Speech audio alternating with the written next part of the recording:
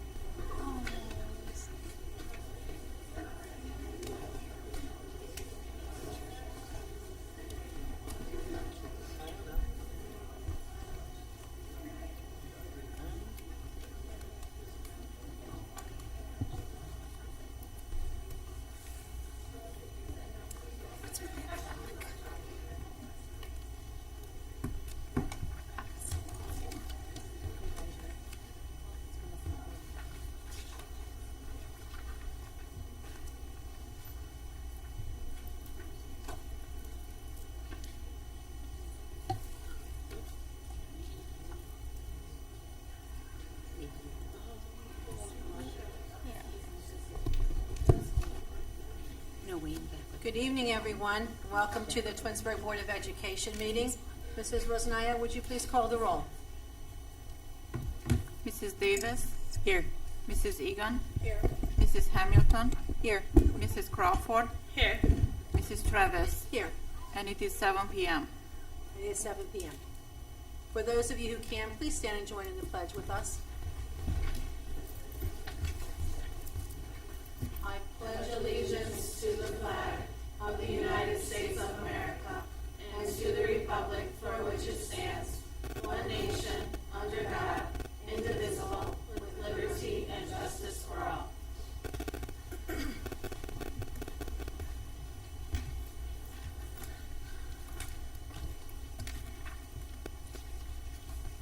We do have one change to the agenda. Right.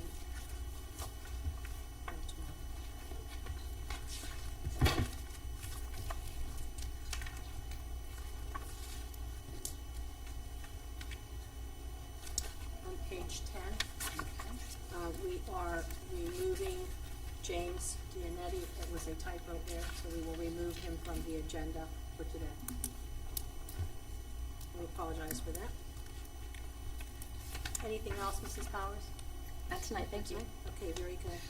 Okay, so once again, good evening and welcome to Twinsburg City School District's Wednesday, May 15th, 2024 Board of Education meeting. And I'm Leah Travis, and I'm honored to serve you in the capacity of Board President.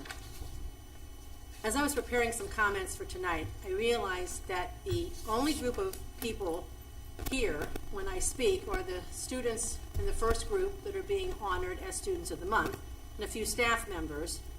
And so not a whole lot of people have actually been watching at the beginning of our meetings online. And my goal has always been to speak on what I can do to acknowledge and inform.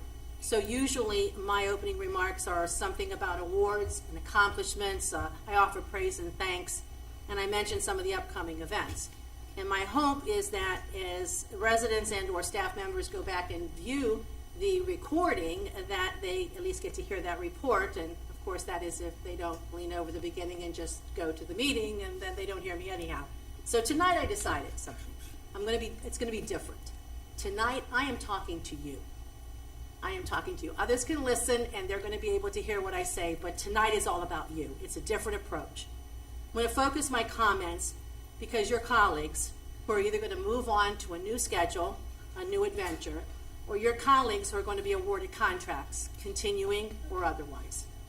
So first of all, none of us went into education to become rich. We went because of a lot of other reasons.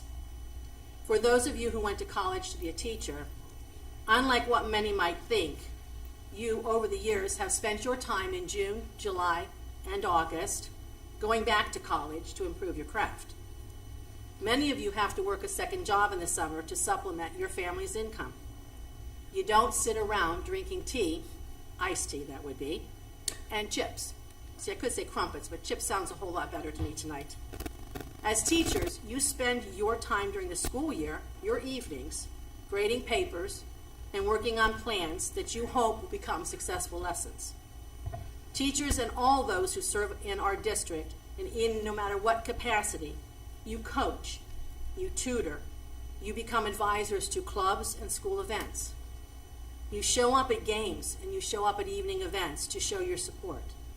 What you do every day, plain and simple, you serve. You know that no day is ever going to be perfect, nor will it be without challenge. No matter what role you have in our district, you love and care for children. And I don't care if we're talking about a 5-year-old or if we're talking about an 18-year-old.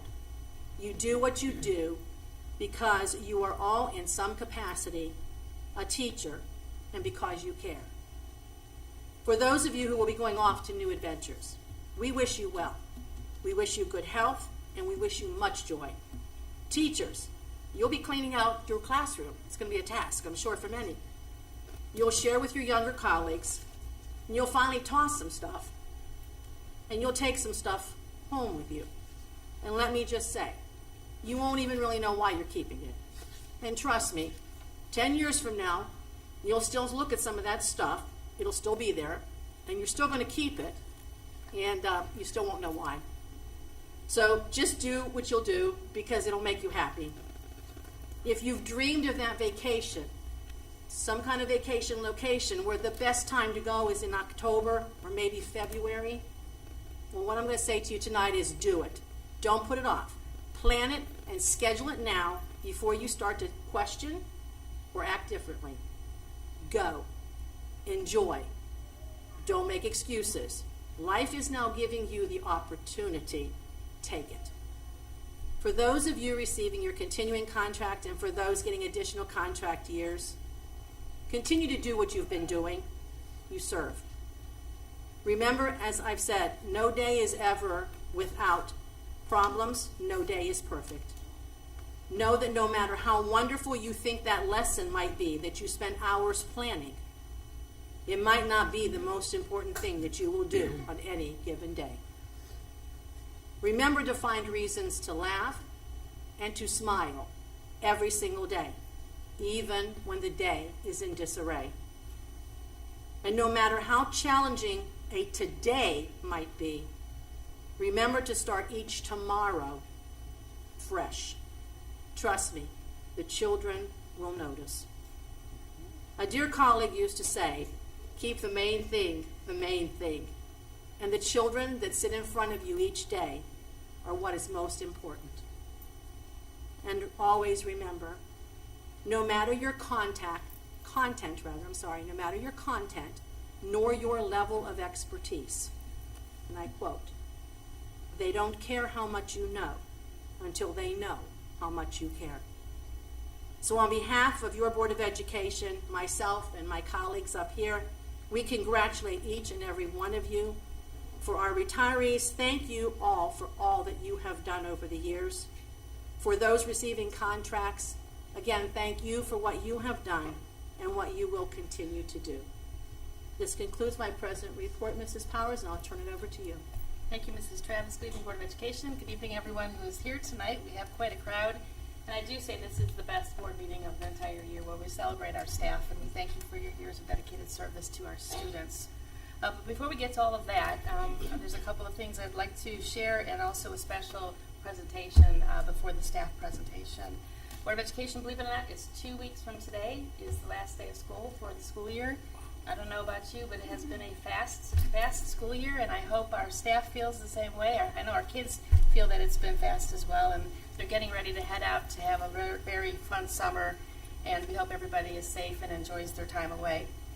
We have many wonderful end-of-the-year activities, so parents, please check the district website.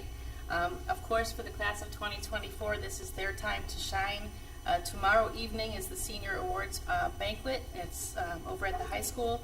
Baccalaureate is scheduled for Monday the 23rd at St. Cosmas and Damian Church. The Senior March is scheduled for Friday, March 24th. And, of course, commencement is Tuesday, May 28th at, of course, the E.J. Thomas Hall at the University of Akron. So we are very excited to watch our class of 2024 commence off into their next best thing, and we have been honored to be a part of their journey along the way. So thank you and congratulations to our graduates and to our high school staff especially for all that they've done this last 4 years, and to all the staff for all that they've done along that career path beginning at Wilcox Primary School. Again, our students' last day of school for this year is Wednesday, May 29th, 2 weeks from today, and then they'll head off to a much-deserved summer of fun, I hope, and many adventures.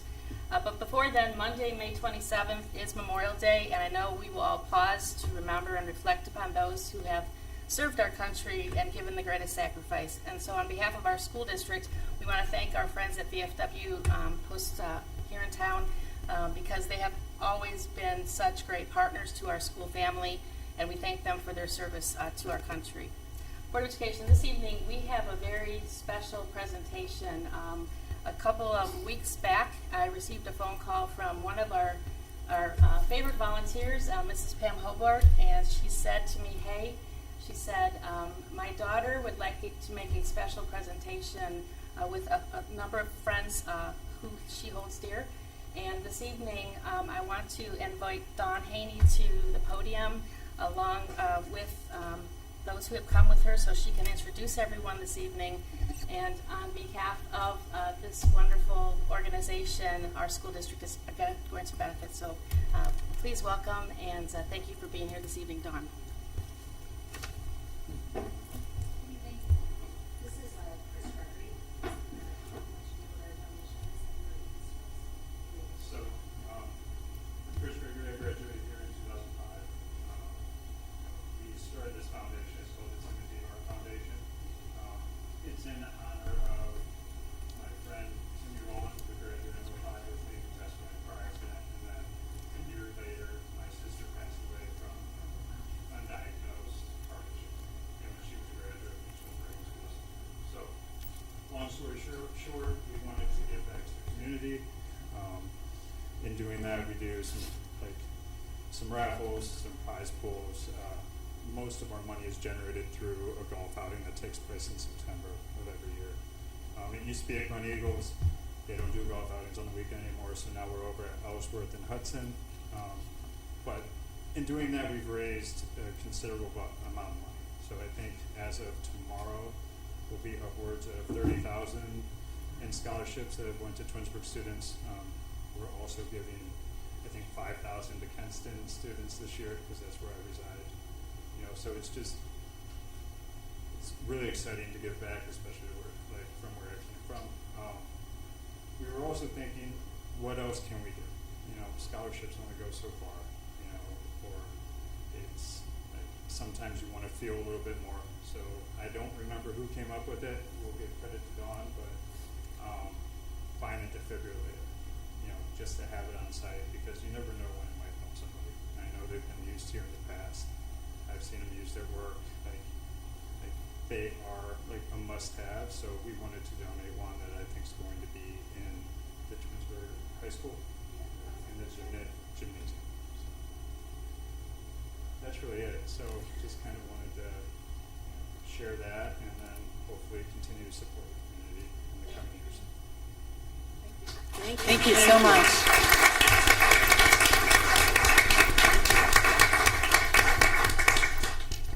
Dawn and Chris, we do appreciate your very kind, generous donation this evening. If I could ask you before you exit, we always like to photograph presentations. So I would ask that the Board of Education come forward to accept the plaque from Dawn and Chris, and we'll take a photo of that. And we thank you so very much for your kindness and for thinking about our school community on behalf of the Timothy Hart Foundation.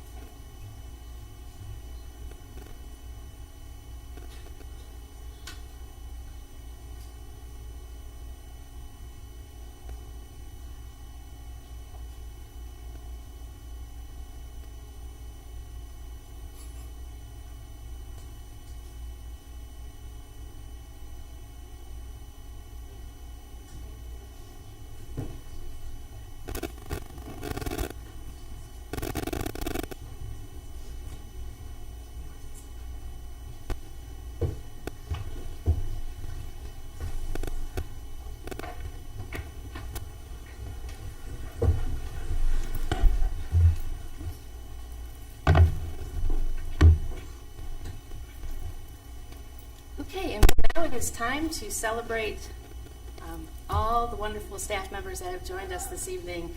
And we're going to begin Board of Education by recognizing our teachers who have met the benchmark of being awarded continuing contracts. You know, teaching is a complex position, and I can tell you over the past, especially the past 4 years, teaching has taken on a completely different look to it. And this staff continues to do so much for so many and supports our students in so many ways. But the teachers that we're going to recognize this evening have really met the mark of excellence. And so we are going to ask the Board of Education later today to award them a continuing contract. So I'm going to ask Mrs. McKinney to come forward to assist me in the presentation of the continuing contract teachers. And teachers, as your name is called, we ask you to please come forward. Our Board of Education, if you'd please come forward to shake hands, and Mrs. Travis has a certificate for you. The podium has to be here, they said, or you want me over there? This way they can't see the teachers. Yeah. Okay.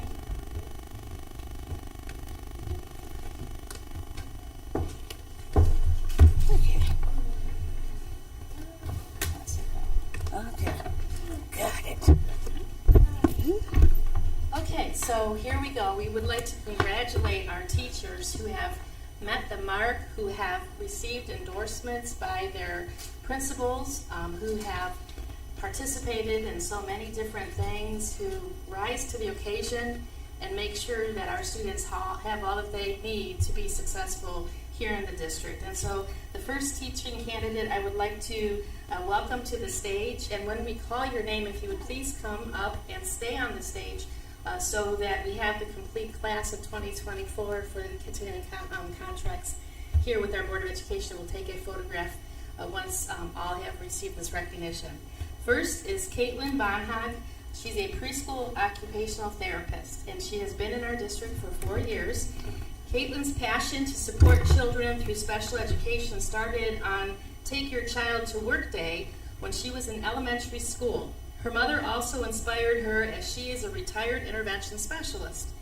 One of Caitlin's favorite classroom memories is when Mrs. Todd's class made her flower bouquets out of paper. This required the students to use a variety of fine motor skills, and they were so excited to surprise her with the gifts. Caitlin thinks the 3 most important qualities of being a successful teacher are compassion, adaptability, and enthusiasm. Her students know she loves them because she spends time planning meaningful activities to fit each child's needs. She enters the classroom with a smile on her face and cheerfully greets kids in the hallway. She likes to spend time outdoors hiking with her husband and her dogs. She's also a majorette advisor for another local high school. Caitlin is grateful to have found the opportunity at Twinsburg City School District, and she loves supporting our youngest Tigers. Congratulations to Caitlin.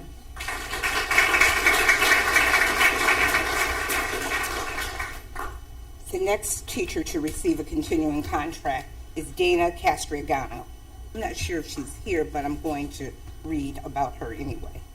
The art room was Dana's favorite place when she was a child. She chose to become a teacher to provide her future students with a classroom to appreciate art and for them to feel safe, loved, and successful. Her favorite memories are hearing her students say, "I can't believe I made this." She feels our Tiger artists are capable of amazing things. Dana thinks the 3 most important qualities to be a successful teacher are to be passionate, creative, and have patience. Her students know that she loves to teach by how she greets them each day and how passionate she is in preparing her art lessons. In her spare time, she enjoys traveling, singing in her car, painting, and time outside with her boys. She is so grateful for the past 9 years with the Twinsburg City School District. During these past 9 years, she has earned her master's degree, grew her family, bought a house, and started her own custom art business. She feels that this was all possible because of the support and guidance of her Twinsburg family. She feels honored to receive this continuing contract and can't wait to see what the future holds. Dana Castriogano. Next, I'd like to present Katie Glavick, who is a 3rd grade teacher at Samuel Bissell Elementary School. Katie became a teacher because she wanted to make a positive impact on students' lives. Her favorite classroom memories are during classroom transformation days. They transform the classroom to a hospital day, a carnival day, a special agent day, and more.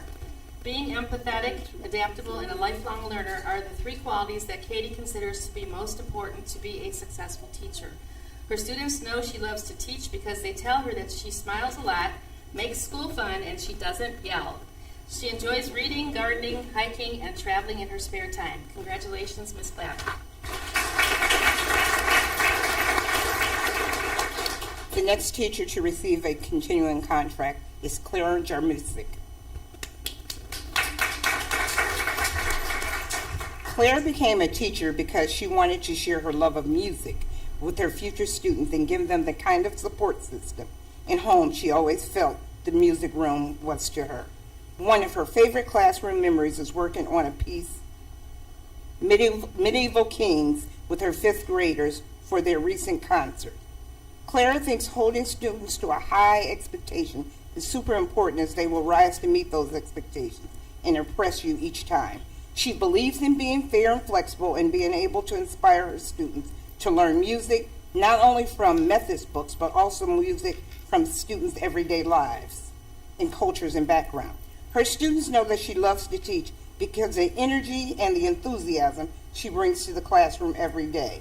In her spare time, she enjoys reading, swimming, and hanging out with her farm animals.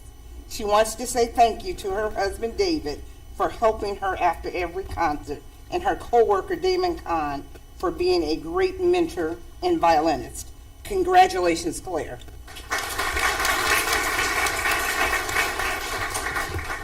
Next up is Mrs. Rachel Kelly, and Mrs. Kelly is not here because she recently had a baby, and so she is home with her new baby. Mrs. Kelly is a speech-language pathologist at Dodge. Rachel became a speech-language pathologist to assist children in their communication skills in order to self-advocate, build independence and confidence to achieve whatever they choose to accomplish in life. One of her favorite memories was watching students confidently present academic information to large classrooms verbally when they had previously struggled. She believes teachers need to embody the qualities of empathy, adaptability, and collaboration to be successful. Her students know she loves to teach by her energy and the love that she incorporates into her daily interactions with them. In her spare time, she enjoys traveling with her family and friends, coaching volleyball, sporting events, and cheering on, I'll say this quietly, the Pittsburgh Steelers and the Pittsburgh Penguins. And Rachel thinks it is a pleasure serving the Twinsburg community and looks forward to continuing her work for the students and their families. Congratulations to Mrs. Rachel Kelly. Amanda Kuhn.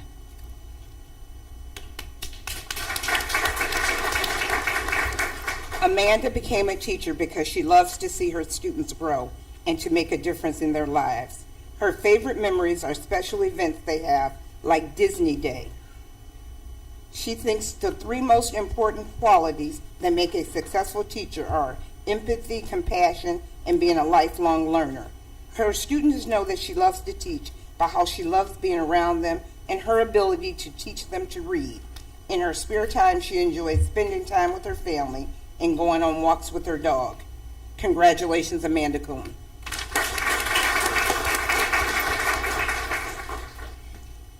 Next, I present Ms. Haley Langhoff. Haley is a kindergarten teacher at Wilcox Primary School, and even as a child, she knew that she wanted to be a teacher. Being a teacher is a part of who she is, whether in the classroom or in her personal life. Haley's favorite classroom memories are when they have classroom transformation days, such as Carnival Day, Detective Day, and Harry Potter Day.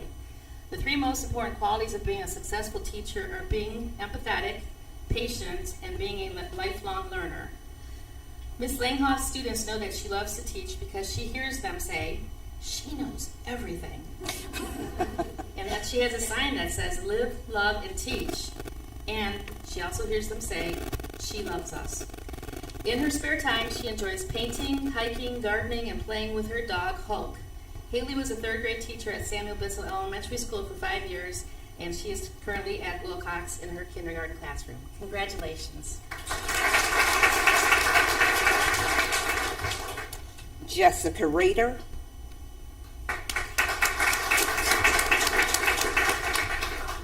Jessica became a teacher to inspire and strengthen the love of learning in students. Her favorite memory is seeing the growth in students throughout the year and celebrating small victories. She thinks having knowledge, idealism, and patience are the three important qualities that a successful teacher must have. Her students know that she loves to teach, but how passionate she is about civic education. In her spare time, she enjoys spending time with her children, being active, and playing volleyball. Congratulations, Jessica Rader. Next, it's my pleasure to introduce Mrs. Jo Sabo. Mrs. Sabo is an intervention specialist at Samuel Bissell Elementary School. Jo became a teacher because she has always enjoyed being around kids and showing them how to do things. She felt like it was a natural path for her. One of her favorite memories was after she did a lesson on empathy. She heard one of her students show empathy toward another student, and it touched her heart. Jo thinks having patience, compassion, and a sense of humor are three important qualities of being a successful teacher. Her students know she loves to teach by how excited she gets when they accomplish their goals. In her spare time, Jo enjoys reading, traveling, and playing bocce ball. She is the proud mother to 2 children ages 20 and 18. Congratulations, Jo.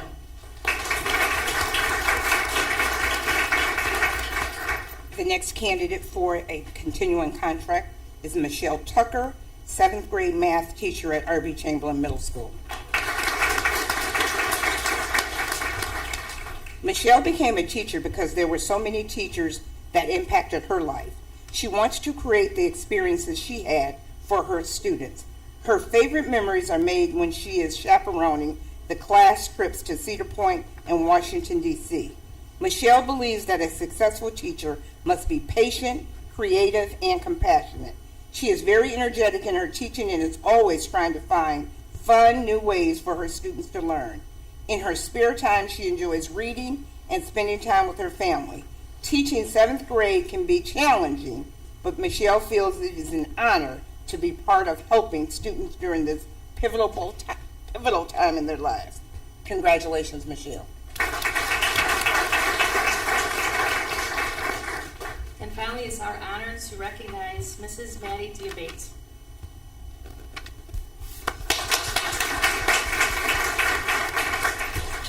Maddie was unable to be with us this evening. Maddie became a teacher because she loves to see children grow and to see how proud they are of themselves for everything they have accomplished. She is currently an intervention specialist at Wilcox Primary School. Maddie loves to participate in the end of the year ABC countdown. This is one of her favorite memories, seeing the excitement of the students for every themed day. She considers being patient, adaptable, and loving to be the 3 most important qualities of a successful teacher. Her students know she loves to teach them because she shows up every morning with a positive attitude to motivate her students. In her spare time, Mrs. Debate enjoys reading books and spending time with her family and her friends. Congratulations to Maddie.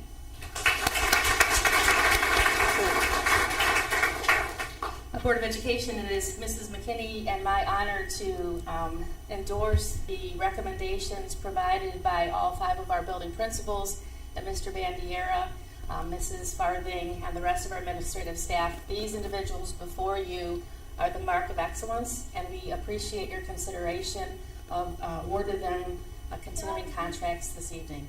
Congratulations to one and all.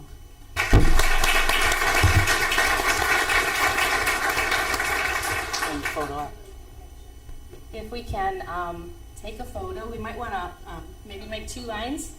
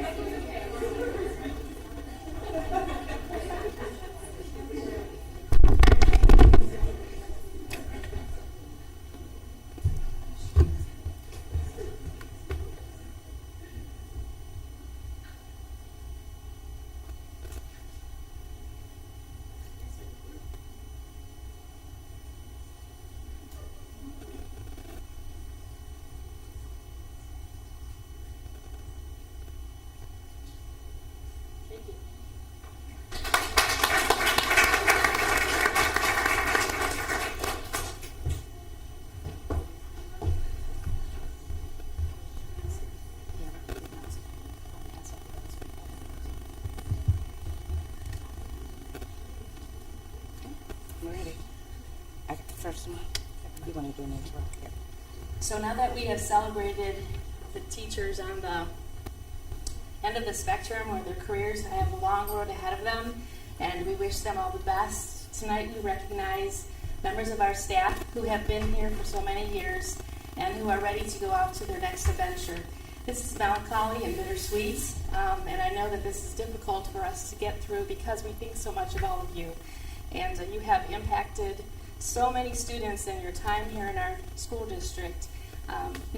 As we move forward, there will be another person teaching in the classroom, but they will never replace you as that wonderful person that you are. And we thank you so very much for your years of dedicated service. So as we announce your name, if you would please come forward, shake hands with the board. The board has a gift for you this evening. And then just like our continuing contract teachers, if you could please stay up front, we'll take a photo once all of our retirees are recognized. Okay.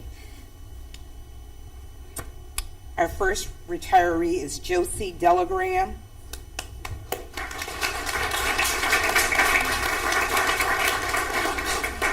Josie started subbing for Twinsburg City School District in 2003, where she worked in the office, welcome centers, and kitchen. She was hired as a cook full-time in 2016. Her favorite memories are seeing the graduating seniors walk through the schools and the veteran parades and the children's excitement. What Josie will miss the most are her co-workers and the children who make her laugh with all of their stories. Her future plans are to spend more time with family and friends. Congratulations, Josie.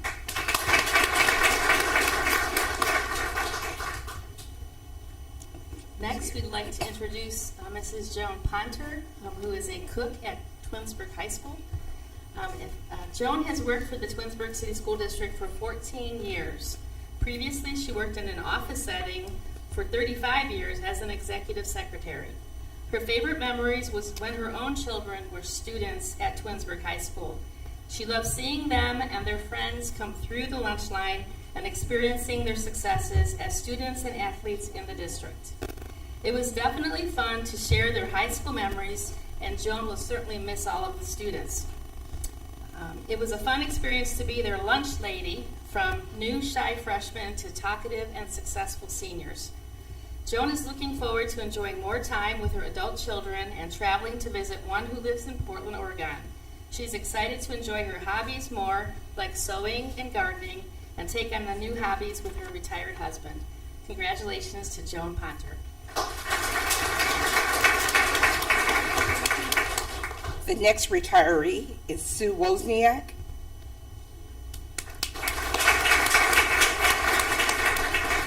Sue has been a reading specialist for the Twinsburg City School District for 19 years.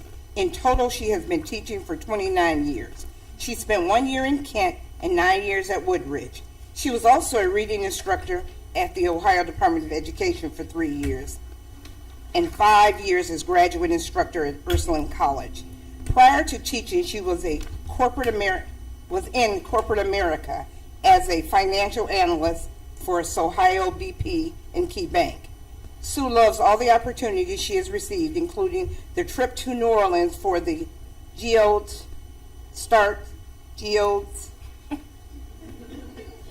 are decodable nonfiction books. She will miss seeing her students have the light bulb turn on. Mine didn't turn on there, but moment, and for sharing her love of reading. She is planning on enjoying retirement, whatever it brings.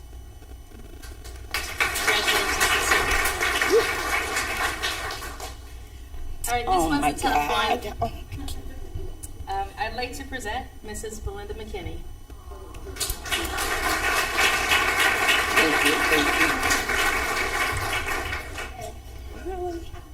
A story about Mrs. McKinney. Back in the time of COVID, she had actually retired her second time, I think. And COVID was an interesting time in our district, and we had a need in the HR department. So I called Mrs. McKinney and I said, hey, can you come in and help us? And she said, yeah, I'll be right in. So she came in. Well, she didn't realize what I meant by helping was a long-term gig. Yes, she said a few weeks. Yes. And Mrs. Johnson, our principal at Bissell, called her up and said, hey, I heard you're back. Thank you for coming back. And Mrs. McKinney said, I'm really not back. Well, here, 3 years later, she's still here. And I can only tell you that Belinda has been such an inspiration to all of us who work in our school district, always kind, always compassionate, always empathetic, always ready to lend a hand, always ready to problem solve, and just the best colleague anybody could ever have. So that's not my script, but I just wanted to Thank you. to say that about you. And Thank you. I told her walking in the door that the phone just might ring again, so be ready. And she said she's changing her number, so there you go. Yeah. Right. Belinda has served the Twinsburg City School District for 19 years. Prior to becoming the Director of Human Resources, she also served time as a building principal at both Samuel Bissell Elementary School and R.B. Chamberlain Middle School. She will always remember her time as head principal at R.B. Chamberlain Middle School the most. Belinda will miss the people she has interacted with over her years in the district. Whether it be the students, the staff, or the community, she has encountered lots of amazing people during her time here in our school community. The first thing that Belinda plans to do on her first day of retirement is to throw away her alarm clock. And after that, she hopes to travel and relax. Congratulations, my friend. Thank you.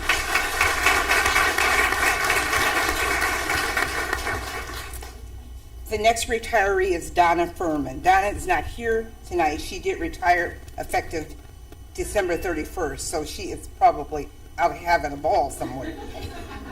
Donna has worked for the Twinsburg City School District for 19 and a half years. She was a social studies teacher in Pennsylvania for 11 years before moving to Cleveland to begin raising her family. She will miss dealing with students and situations that tug at your heartstrings and then see them bloom with confidence and maturity. Donna will miss the daily interactions, smiles and greetings, chats with colleagues, anticipating upcoming events, and spirited student participation, especially in sports, music, and art programs. She plans on traveling to see her children and catching up with old friends. Donna is also looking forward to long outdoor walks, nature stops, and farmers markets. Congratulations, Donna Furman.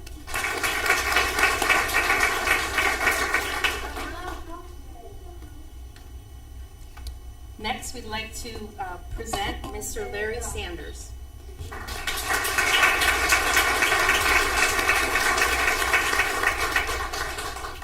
Larry has worked at Twinsburg High School for 21 years as our ALE monitor and does a lot of other things beside that. Larry is the president of the Twinsburg Support Staff Association, and we appreciate all that he has done to support our colleagues in his time in that office and even before then.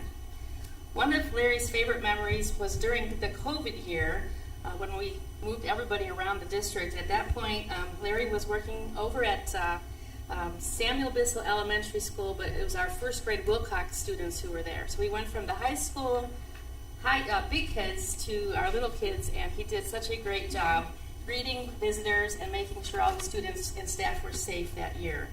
He will miss numerous staff members and students, and Larry's plan for the future are to travel, hang out with his wife Sharon, ride his Harley, and drive his Corvette. Congratulations, Larry.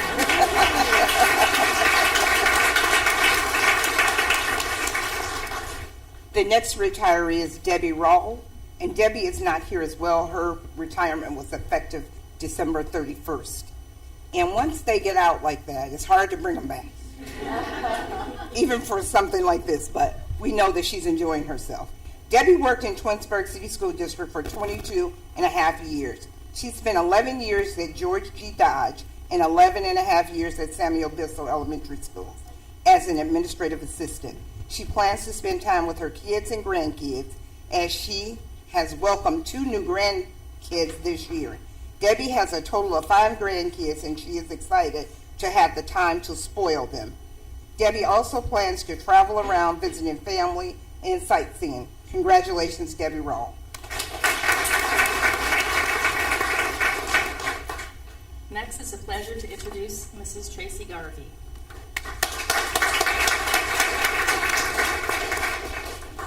Tracy has worked for our district for 23 years and is recently the instructional assistant at Twinsburg High School. She's worked in the Johnson City School District for 2 years and for the Solon City School District for 2 years prior to joining our staff. Tracy loves working with the students and seeing them after they graduate, as she loves to see how successful they have become. She will miss the staff that she works with.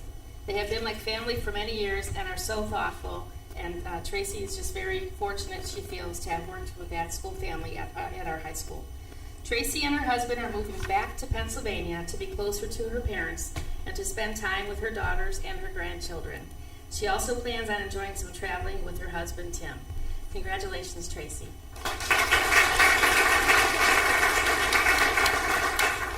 The next retiree is Cheryl Wellner.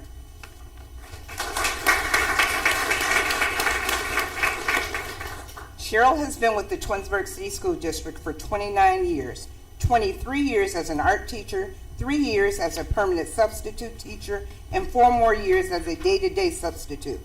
Prior to the Twinsburg schools, she spent 15 years as an art teacher at St. Joseph Academy, an all-girls high school in Cleveland.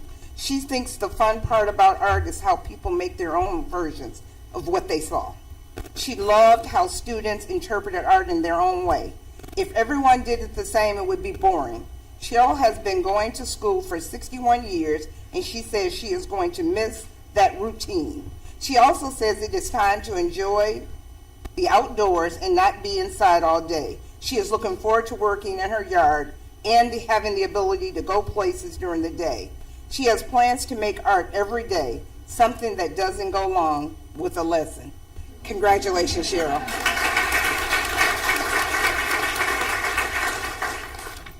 Next, it's an honor to introduce Mrs. Sharon Masenko.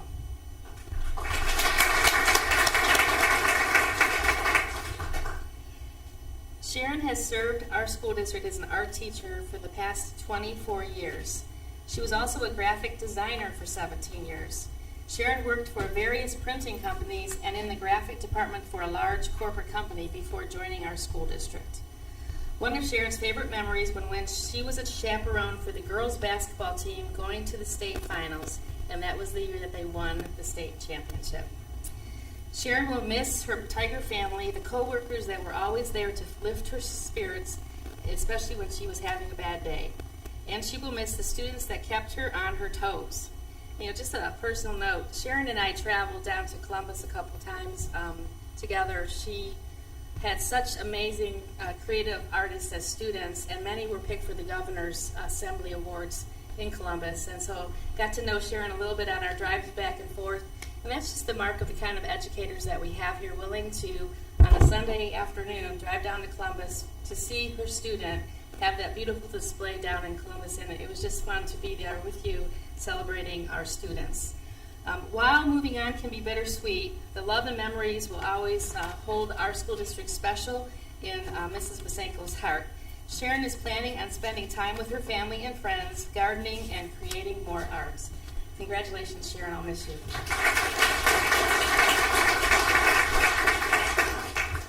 The next retiree is Patty Spring.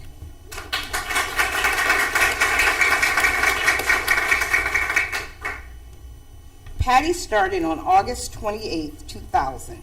She has been here, a teacher here for 24 academic years. She worked at Akron Public Schools for the second semester after graduating from Kent's MAT program in 1999. She also was a sub in the Stowe Monroe Falls district for a year.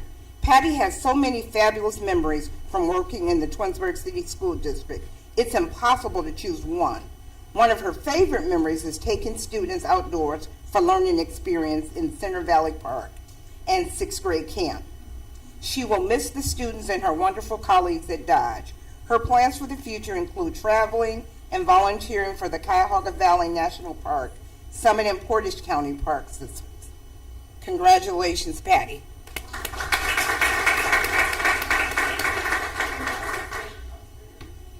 Next, I'd like to introduce Mr. Rocco Milia.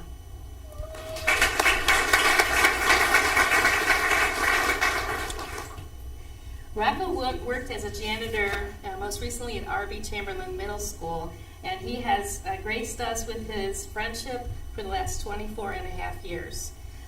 Rocco also owned Rocky's Bar for 21 years before joining our school district. His favorite memories working for the district include spending time with his coworkers and predicting the snow days. I'm not sure how he's got it. Yeah, he owes us a few.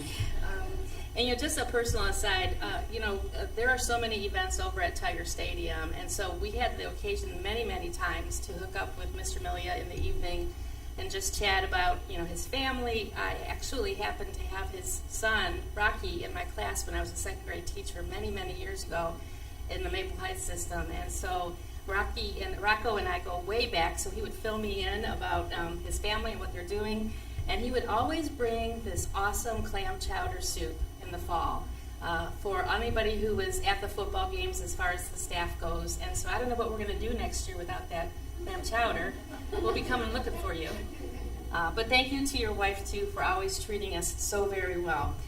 Rocco's future plans include just relaxing, staying healthy, and spending time with his family. Congratulations, Rocco.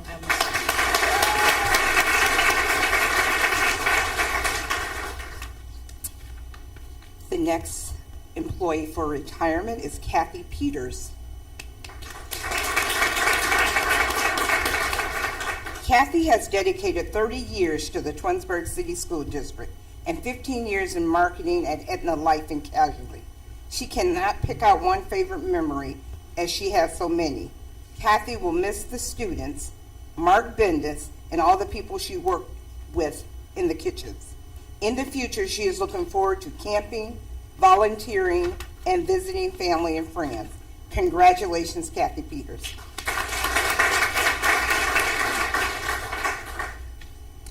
Next, we'd like to recognize Mr. Jerry Larkin. Jerry actually retired earlier this school year, so he could not join us this evening. But Jerry was a valued member of the custodial staff over at Twinsburg High School as the night custodian for many years. He spent 24 and a half years in our district serving lots and lots of people. If you were ever at a night event at Twinsburg High School, you would know Jerry because he was the guy who would let you in, make sure you had what you needed, and was always very courteous. Staff members are thankful for Jerry's work and his dedication in keeping the building at Twinsburg High School in wonderful shape all those years. And we are thankful for all the interactions that we had with him over the years. We wish Jerry all the best in his retirement. The next retiree, come on down, Nora Suter Riley. Nora has worked for the Twinsburg City School District for 33 years. She was also a long-term sub in Bedford and Warrensville Heights for 1 year.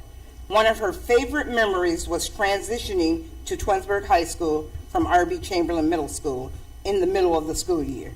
The packing was insane, and so was the level of excitement. She will miss the interactions and smiles with all the students and staff. Every day brings something new here. She is going to enjoy a little time to herself, hopes to travel, work as a short-term rental management for a friend, care for her mom, and find creative projects to do around the house. She is open for anything. Well, as the HR person, we do need subs. So since you said you heard her say anything. So again, congratulations, Nora Suter Riley.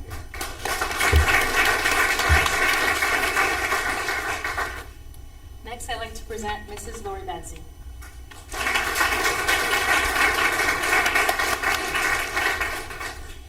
Lori has been working in the Twinsburg City School District for 35 years as a music educator. Her first year teaching was at a Catholic school working with students in kindergarten through 8th grade. She loves the vocal music concerts, and she always wonders whether students will really learn the songs and speaking parts, but then somehow, every year, they just do an awesome job. Lori is also very proud to have followed in her aunt's footsteps. Her aunt, Pat Crooks, started the music program at R.B. Chamberlain Middle School in the late 1950s or early 1960s. Lori will miss her colleagues. There's a lot of support at Wilcox Primary School. Of course, she's going to also miss all of the students and all the hugs that they give her every day. Children love music, and it makes Mrs. Benzie so very happy. Wilcox Primary School and the Twinsburg City School District are special places since Lori also attended here as a student. In fact, her parents did too. Lori is looking forward to spending time with her family, traveling, and coming back to serve as a substitute teacher. Congratulations, Lori. Yes. Yes, yes, yes. Lori, I'll be calling you tomorrow. The next candidate for retirement is Julie Kane.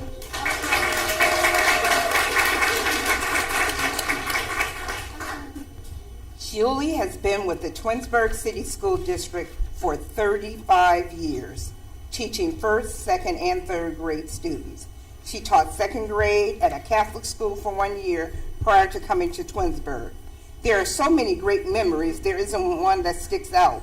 Julie thinks that the COVID year was one of her best years. There was so much going on, and the team really bonded. The small class size was great to get to know the students. The parents of the children who attended in person really wanted them to be there, so they were so supportive. Without a doubt, she will miss the people. Her colleagues are not just co-workers, they are personal friends. They have grown up together, and their own children have done the same. Julie is expecting her first grandchild next week.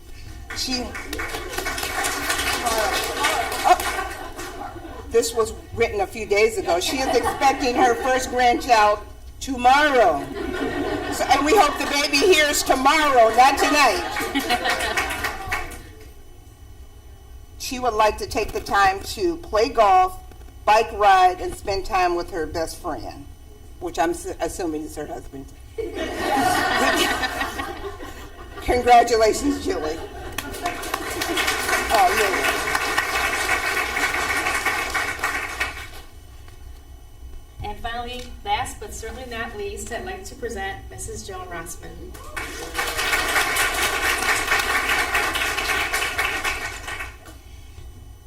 Joan is a 6th grade teacher at George G. Dodge Intermediate School, and this is her 37th year in the schools.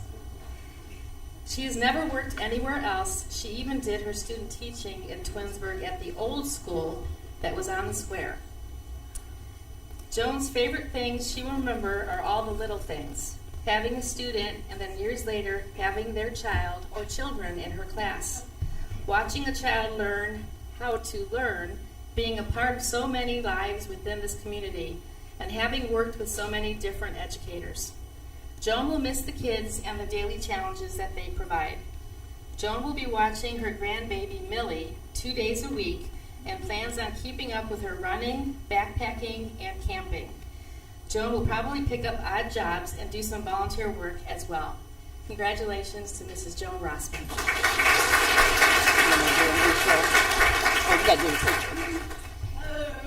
So on behalf of our 4,000 students, their families, our entire community, and the Board of Education, we just want to thank you so very much for your dedicated years of service to the boys and girls, and to the staff, and to the community that you have given over your years here. We wish you all very well. We wish you the best retirement, many memories. Please stay in touch. Please send us photos of what you're up to. Call HR and volunteer, or call HR and substitute. Yes. We need bus drivers.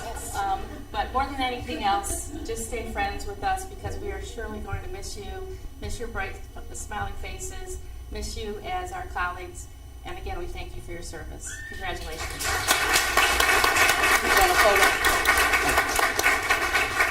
So at this time, we'd like to take a photo with the Board of Education. So if we can get in a position there.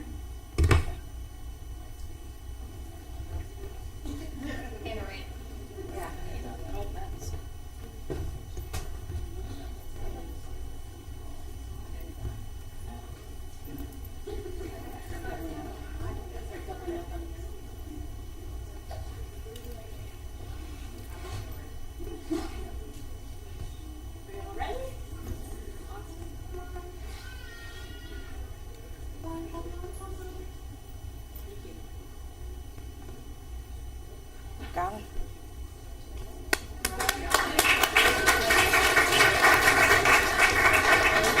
Oh, congratulations to you. My friend. If you all could just stay around for a moment, we have a special award. If you can just wait 5 more minutes, please.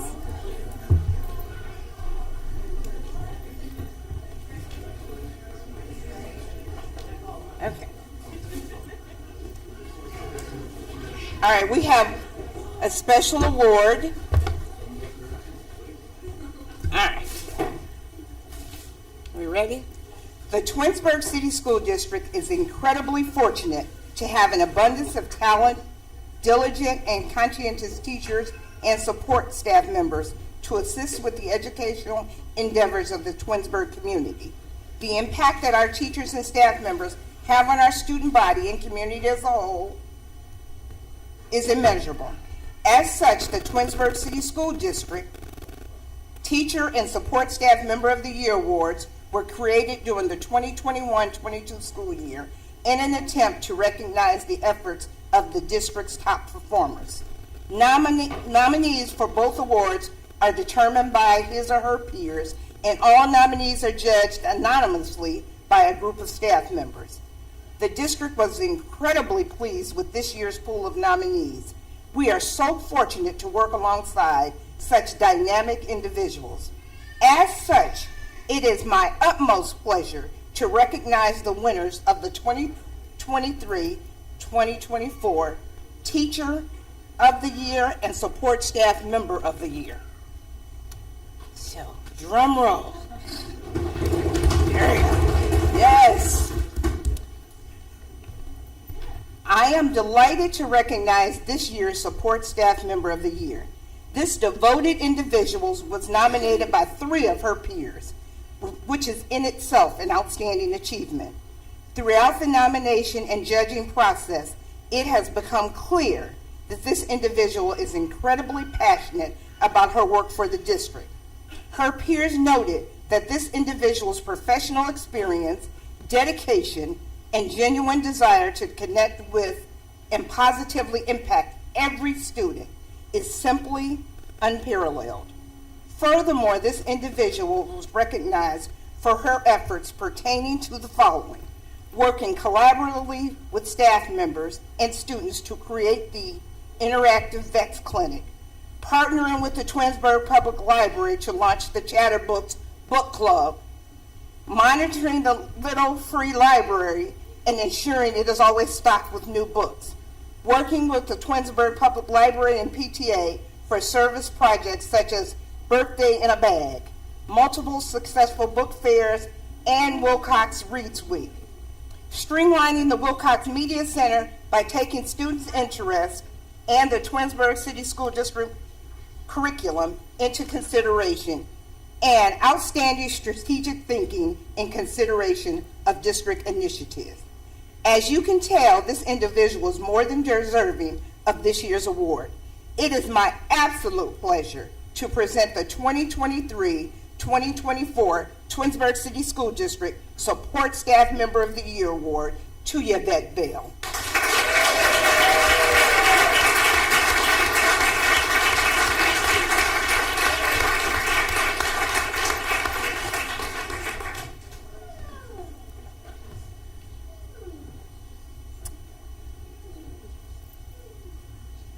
And I also heard that, Yvette, I also heard that you might have to share this award with your husband, because I heard you enlisted his help with creating and painting the Little Free Library outside of Wilcox Primary School. So congratulations, Yvette.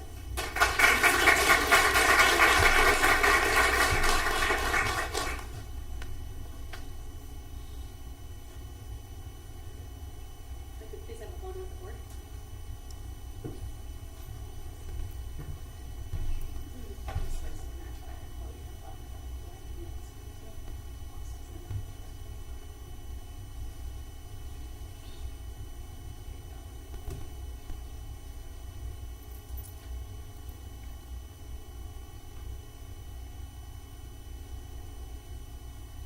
Congratulations.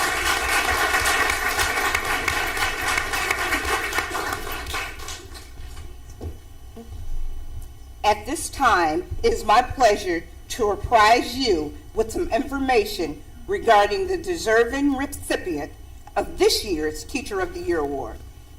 A previous recipient of the Dodge Golden Apple Reward, the SSTA Special Education Award, and the Environmental Education Award. This dynamic individual is well known throughout the district as an energetic, well-rounded, and inspiring teacher.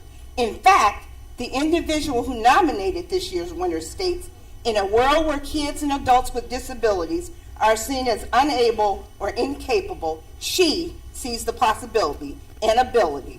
No time, problem, or issue is too big for her." Additionally, it is imperative that this individual be recognized for her efforts relative to the following: working tirelessly as a devoted ambassador of the George D. Dodge Intermediate, regularly participating School, regularly participating in activities that involve her colleagues, students, parents, and the community at large. Educating neurotypical students about students with disabilities in an effort to develop kindness, friendship, and inclusion on a regular basis and through the Magic Hearts peer program. Educating students and family about community resources and making herself available as a resource for families inside and outside of the school environment. Continually advocating for her students and constantly fighting for their needs, both inside and outside of the classroom, and providing 24 years of outstanding service to the Twinsburg City School District. Without further ado, it is an absolute honor to present the 2023-2024 Twinsburg City School District Teacher of the Year Award to Ms. Gail Wall.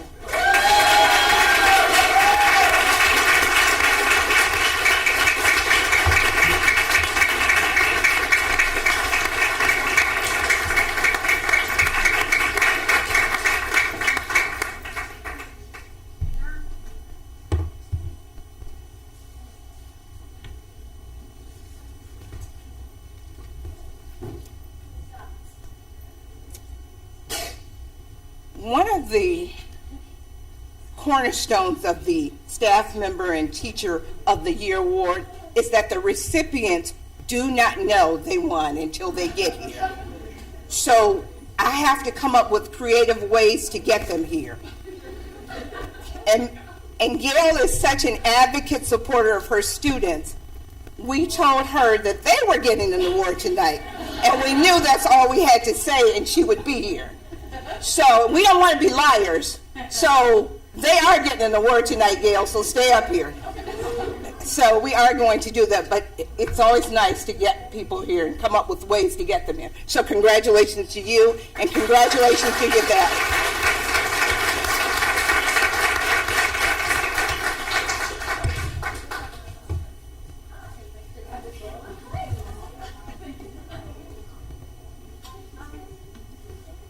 Rich, you have certificates? Okay.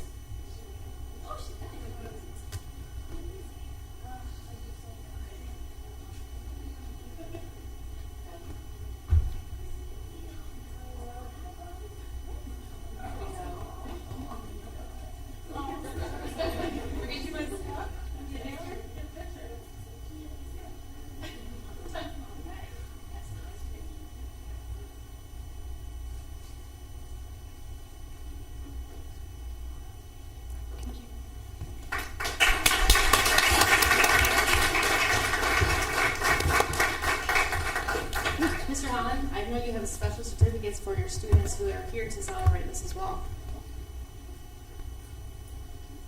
Mrs. Wall is going to stay with us.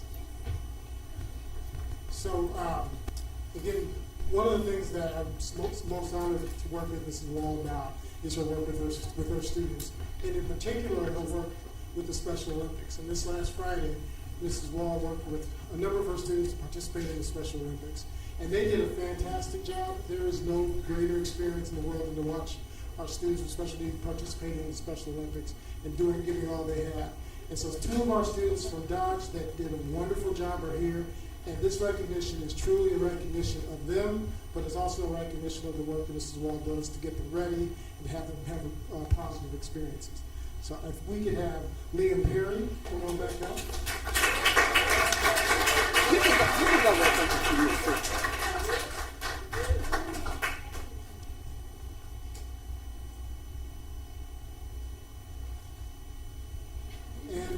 Amaya Clark come on back up.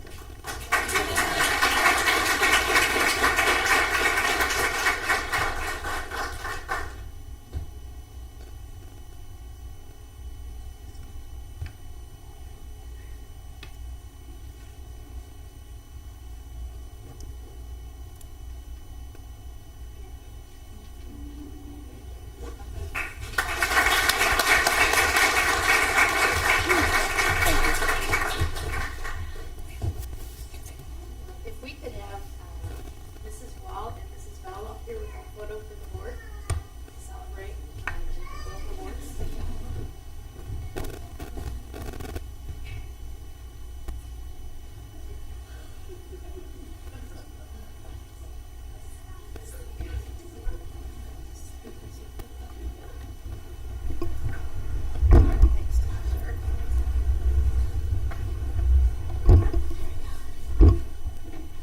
Thank you.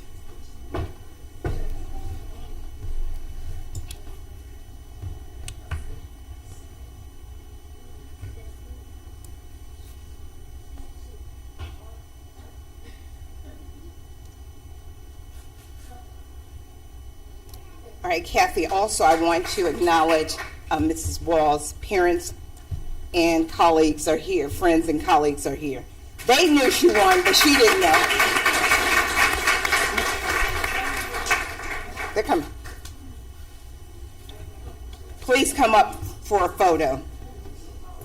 All of Gail Wall's support team. And Mrs. Bell, please.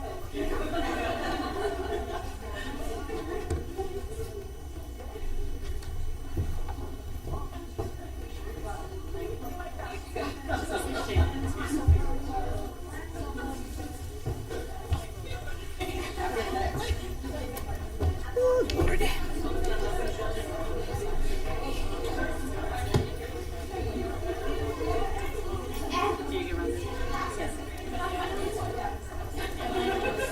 Yes, that's good.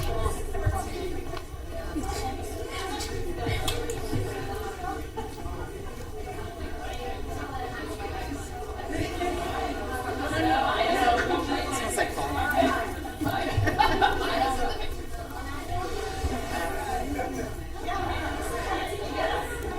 Oh, that's quite a picture.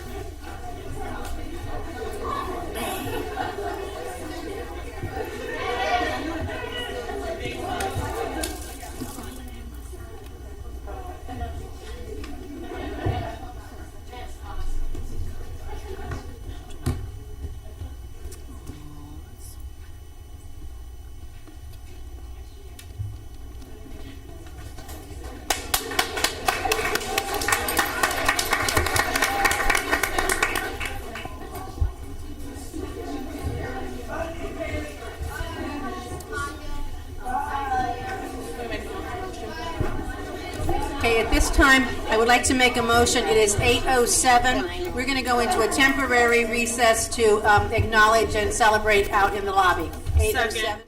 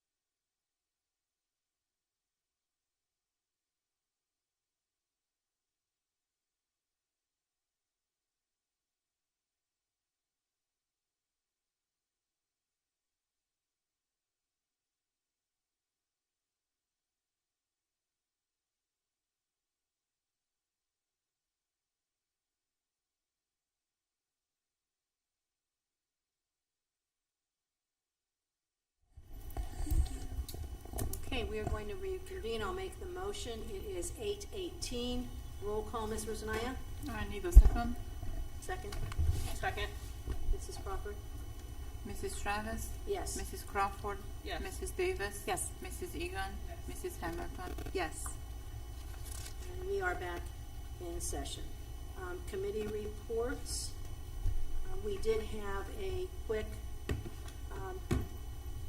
technology and curriculum meeting to address a new reading series, which Mrs. Farthing will be talking about, so we'll let you handle the sharing of the information on the reading program.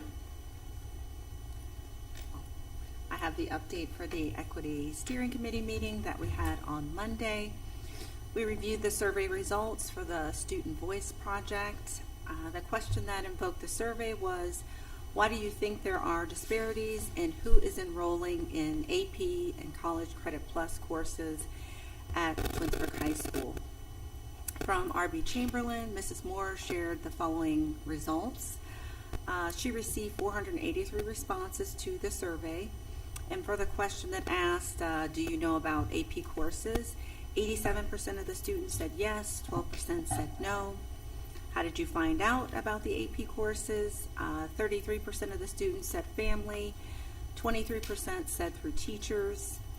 And the question that asked, do you know about CCP courses, College Credit Plus courses? 78% said yes, 21% said no. And the grade level of the students that took the survey were 50% were 8th graders, 49% were 7th graders. And then this survey was also given out to the high school students as well, and Mrs. Hunt presented that information. She received 436 responses out of 1,200 students. And the first question that was posed to them was, do you know about AP courses? 92% of those students said yes, 7% said no. Do you know about College Credit Plus courses? 91% said yes, and 8% said no. And then some ways that were proposed to raise awareness about these programs were more education about these programs and career discussions at the lower grade levels. Also to increase staff and teacher education so they can filter this information down to the parents. It was also proposed to host a field trip for students to visit college campuses at earlier ages, just to get that college campus exposure as soon as possible to children. And lastly, to have the counselors push more information about this to the parents. And thank you very much. And Mrs. Crawford, is there anything that you would like to add? No, I think you did great. Thank you. Okay, that's it. All right. Okay, moving on now, Mrs. Powers. Thank you, Mrs. Travis. This evening, we have 3 administrative reports. The first I will present with regard to the proposed student fees for the 2024-25 school year. Mrs. Rosnaya will present her 5-year forecast, and then Mrs. Farthing will introduce Benchmark Advance, which is on the agenda this evening for hopeful approval. This is the English Language Arts series for kindergarten through 6th grade. So to begin, I would like to point your direction to the screen board. You also have a copy of the presentation in your folders this evening. This evening we're going to talk through the proposed academic fees, the pay to participate fees, and the breakfast and lunch prices for next school year. Board of Education, we're going to begin with the preschool tuition, and as we were working through this, one of the things I want to remind you is a year ago during the expenditure reduction plan, the board had authorized that we would raise the fees for tuition for preschool by $250 this year. That was part of the plan from a year ago. So that is what you will see this evening. The integrated preschool program's tuition for next year is $2,000 for peer models. Students with disabilities do not pay the tuition costs for preschool. And then for the kindergarten preparatory program for our 4s and 5s ready to go on to kindergarten, that tuition cost is $2,350. Again, that's a $250 increase over the current school year. With regard to the academic fees, Mrs. Farthing and Mr. Bandiera do a fantastic job of working with the building principals understanding the needs of the district, and then put together a very large presentation for the Finance Committee with regard to the fees. So the proposed academic fees for next year, the integrated preschool program would be $75 per child. Kindergarten preparatory program would be $85. Our kindergarten fee would be $95, as would be grade 1. Grades 2 and 3, the fee would be $105. Grades 4 through 6, $105. At the middle school for 7th and 8th graders, that would be $90. And at the high school, grades 9 through 11 is $50. And the 12th graders, their fee is $55. And board, this pays primarily for any of the consumable materials, and that is why you'll see an uptick in grades 2 through 6 with the new science of reading requirements. There was an additional request and the need for some materials in those buildings as well as at Wilcox. So you see an uptick there. It also pays for licenses for software that we use, pays for testing, pays for a lot of things. And just to remind our families, generally speaking, the fees are 30% of what the actual cost is for the district and the different programs that we support here. With regard to the academic fees, students who are eligible to participate in the federal meal program and who would be authorized to receive free or reduced price lunches, in the current school year, we have those fees waived. And then parents must submit a federal meal program application for this fee waiver consideration. And so this evening, board, that's one of the things that I wanted to talk with you about. This was a consideration that you made last school year, because during the time of COVID, when the federal government was helping to pay for meals, the students who were on free and reduced lunches were all categorized as free lunch recipients. And last year, the board followed suit, even coming out of the pandemic, because of the financial hardship sometimes families have with their meal program. So this is one of the things I would be interested in knowing whether or not that you want to continue on with this waiver for both free and reduced lunch participants to have their academic fees totally waived.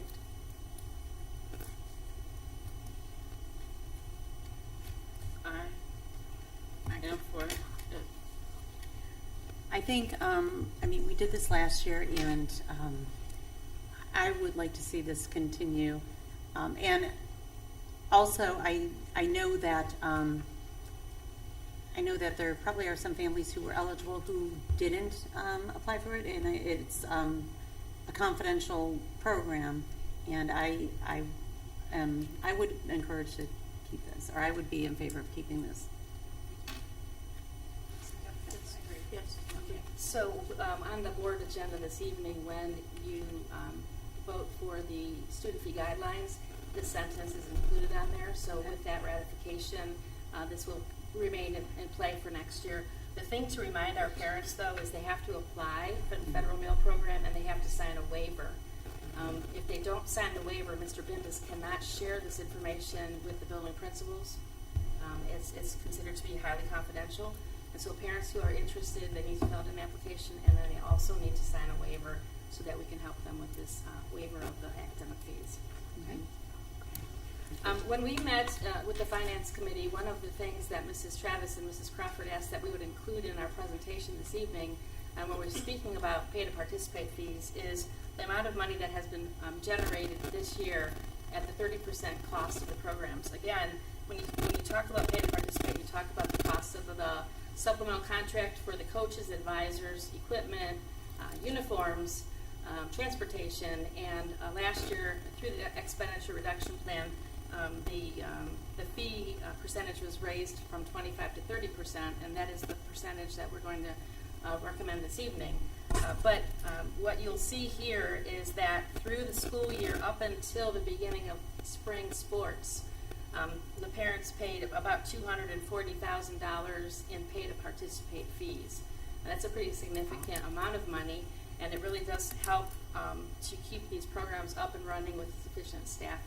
As you know, board, often I'll come to you and I'll say the track team has so many students, we need to hire another coach, and it's this money that helps us to be able to do that for the students. Also last year, the board authorized a family cap. And that family cap was at $500.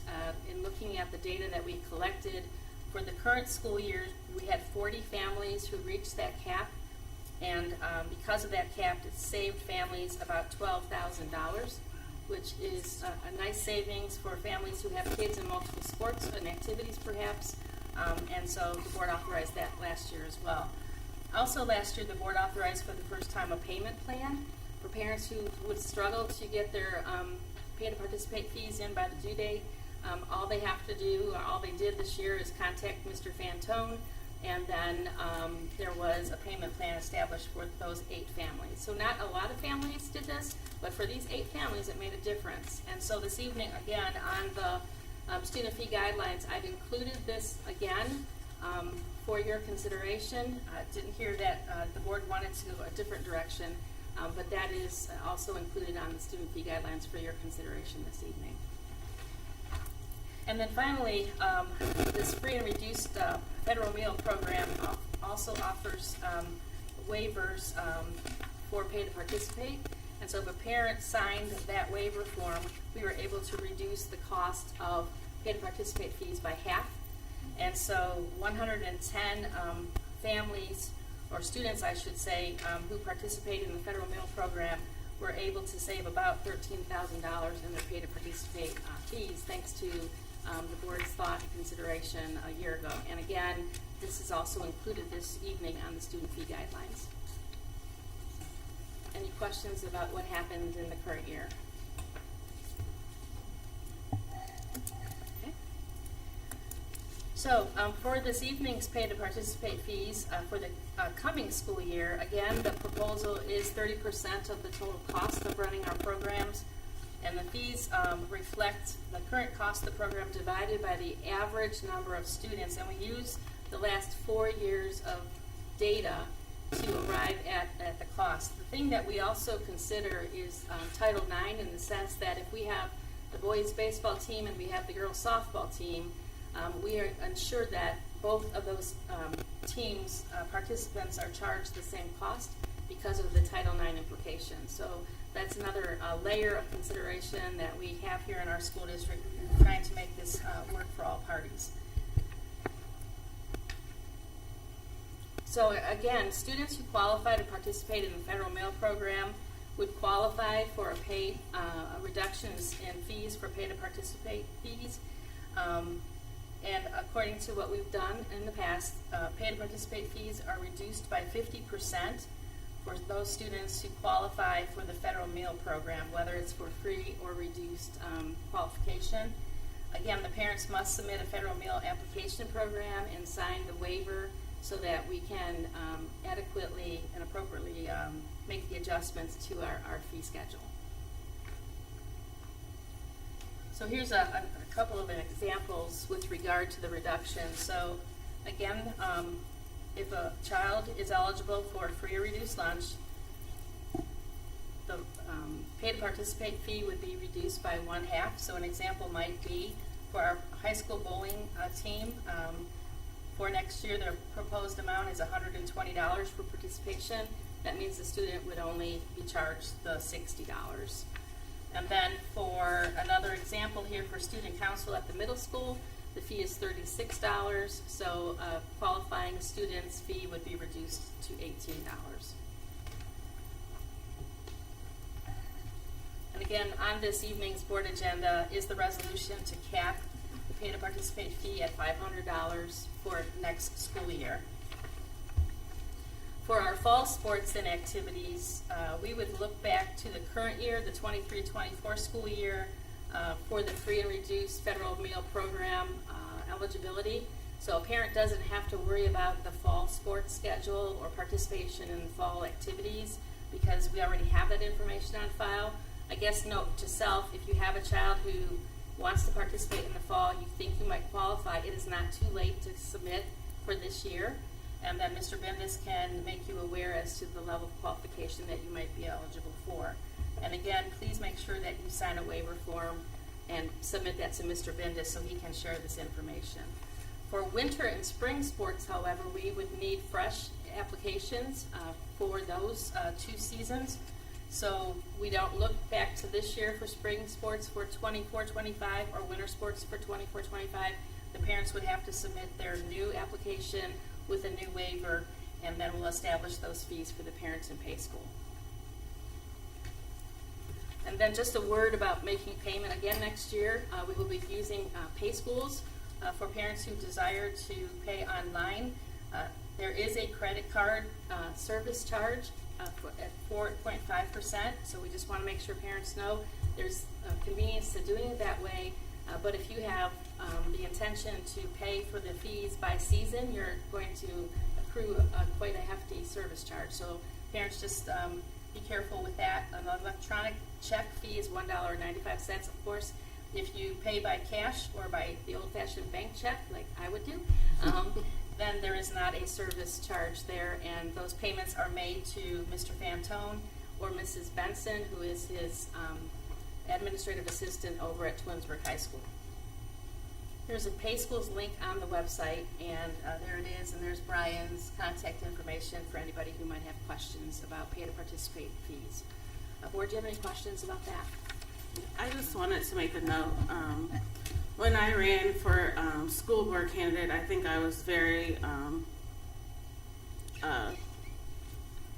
don't even know, direct with how I felt about pay to participate in academic fees, and it was one of the things that I was passionate about because I know a lot of people had expressed, who are in the community, had expressed that it was something that they didn't want to have any longer in the district. So once I was elected, I was very vocal on the board about pay to participate fees, and we have, since me being on the board, put the cap on, and then also we've I asked about the payment plan, so we've been able to do that, which I was happy with. As joining the finance committee this year, I was looking at, because I know me and Leah both were in those conversations with when we were running about pay to participate, and I think me and Leah, being on the finance committee this year, got a better understanding of how everything was calculated and seeing how the breakdown of things. And so I think I can say for both of us that we were very confident moving forward with the plans that we had put in place with the cap and the payment plan. We felt that that was a good plan in place for our parents, looking at the financial situation of the district, and that we're still, we had reduced, we had to do reductions last year. We thought that it would make the most sense to move forward with the current plan that we had in place, because when you look at it, as far as the pay to participate fees, it's great for you to understand that it's not just you paying, just paying. Like, there's the coaches' fees that are calculated in there. There's the uniforms. There's the transportation. So there's a lot that plays a part of that fee, and that's why we have those fees in place. And then when it comes, Mrs. Powers already told you about the academic fees, what we look at when it comes to that. So I just wanted to say that information. Well, we also asked to get that other number that we see here on the slide. So it's good for the community to know that while they're paying and they're having to give up a little bit to have their students participate, and it's an income to the district of $201,000, but that's only 30% of what it's costing the district to run those programs. So it's a help, and we're not we're asking for whatever we ask for, but we're trying not to ask for more than what we can, ask for and get a little help to the district for our funding. But when you look at the picture of how much these activities cost, and our kids are benefiting from this, we're not asking for a lot when you look at it in that way. Again, for the family who's taking out of their checkbook, it's money coming. We get that out of your budget. But to look at what we're offering for the kids and what all it includes, the district is paying 70% of that amount. And I agree. And Rhonda, you said it pretty well. I mean, the understanding of it is, yeah, we, like, same here. I'm like, oh, let's get rid of fees. But as you're learning more and more about it, there's so much more that goes on behind this. And as you said, Leah, it's about a third of the fees. And if we also have to be financially responsible to the district, because if this wasn't in place, you know, our over $700,000 worth of fees, right now the district is picking up almost $500,000 on that, so that our kids can have these programs. And unfortunately, if we were to start slashing a little bit more or cutting a little bit more in the fees, then we'd probably have to cut some coaches or some programs, and we don't want to get rid of, you know, we want our kids to have as much opportunity as we can. So it's not as simple as it sounds sometimes, and a lot of thought is put in by the finance committee, and a lot of work goes on behind this, and we just want to give our kids as much opportunities as we can and get them involved wherever they can. And also, I think we got 50% off for the free and reduced. Mm-hmm. That was one of the steps we took as well. So, you know, we like to see our kids involved, and, you know, we want to keep these programs running strong. Thank you. The last part of this presentation has to do with the cost for breakfast and lunch prices for the 24-25 school year. Thanks to Mr. Bindus and his remarkable staff, and his great accounting of checks and balances in the food service department of the school district, we're really delighted to let you know, Board, that there will be no increases for next school year for either breakfast or lunch. They remain the same as in the current year, and there they are up on the screen. So for lunch for kindergarten through grade 3, the cost is $3.25. For lunch for grades 4 through 6, it's $3.50. For lunch at the middle school, the same at $3.50, as well as the high school, and all grades have the same cost for breakfast, and that is $2 each child. So we thank Mr. Bindus for his work. He takes his operation extremely seriously, providing nutritious meals for our students, and he always keeps an eye on the bottom line. And I also wanted to thank Mr. Bindus for his help during the lightning strike at the high school. He came in on that Sunday, moved all of the food out of the cooler and the freezer, and just made sure that we didn't have a loss there. So we thank him for his extra efforts, as well as everyone else who helped on that week. Any questions about the lunch prices or the breakfast prices? Thank you. Thank you. Good evening, Board of Education. It is my pleasure to present the 5-year forecast update to our November forecast for the current fiscal year, which started July 1st last summer, 2023.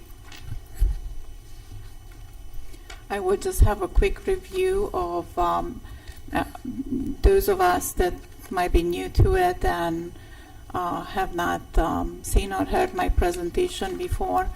Just a quick review of why do we have a forecast and why do we need to do it. And then I will just recap major items as a summary. We will have this presentation tomorrow on the school district website, and the forecast itself with the 18 additional pages of assumptions and detailed explanations will also be available on the school website tomorrow and will be submitted to the Department of Education. So again, tonight we just have a PowerPoint presentation and summaries. The Board of Education, you already received my detailed summary on Friday, and I will be open to anybody at any given time to further explain any more details. So every school district in the state of Ohio is required to submit a 5-year projection of the general fund, so to say, operating funds to Department of Education and Workforce twice a year in November and in May. There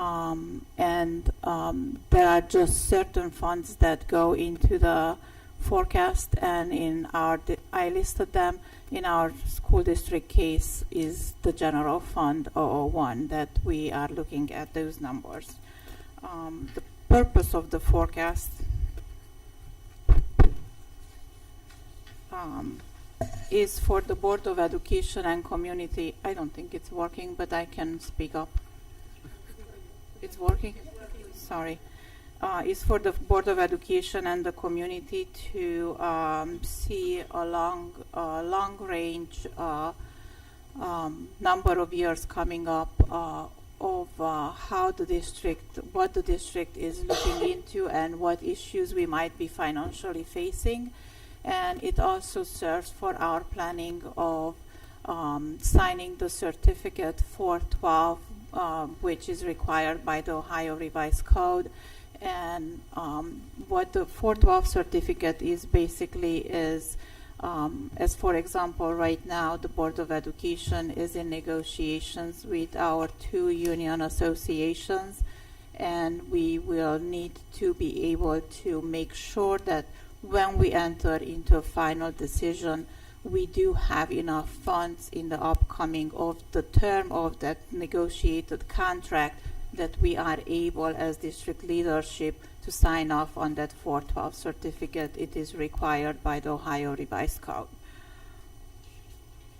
Also, as we know, the Ohio Department of Education is looking at every single school district submitted forecast, and we have experience with it when they called us previously when the numbers go into negative. So basically, we are not allowed to go into negative in our bottom cash balances.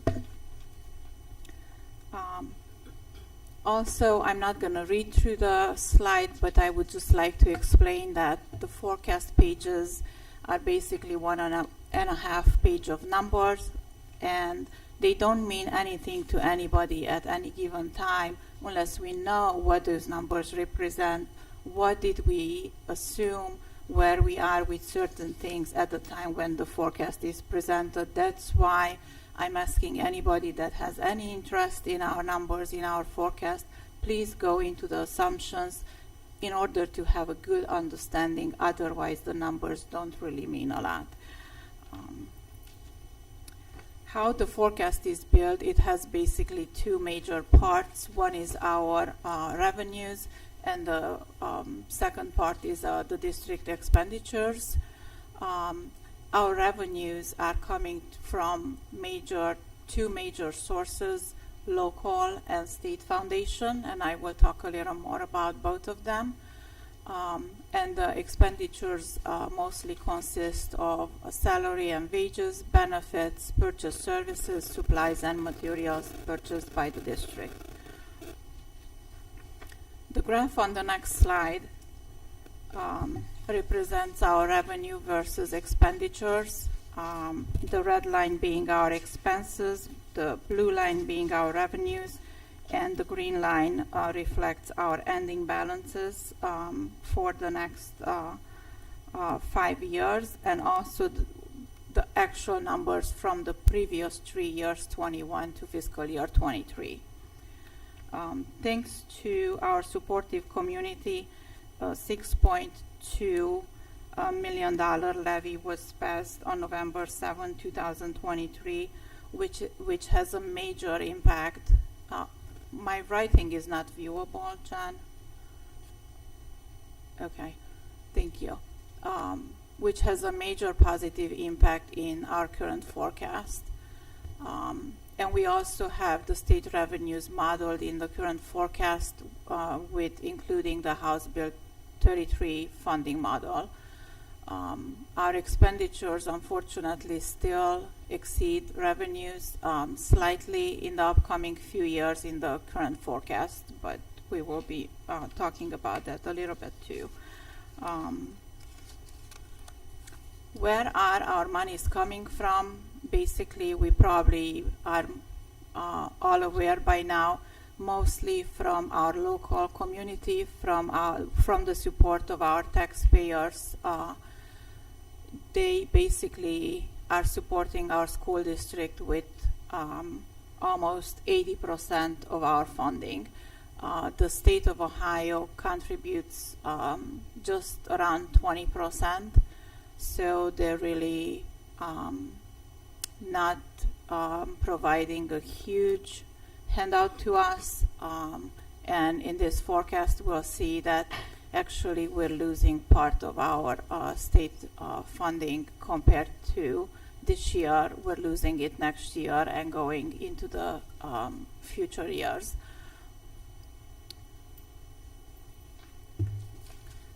What are our challenges to our operating revenues over the years for our district?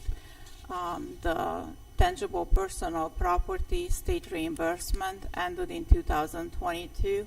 We received $633,000. And just for understanding of how much money the district is still suffering from having lost, in fiscal year 19, we received over $3 million, and in fiscal year 15, we received $6.6 million. So it's still hurting us. It's a huge loss, and it's not being replaced by anything provided by the state.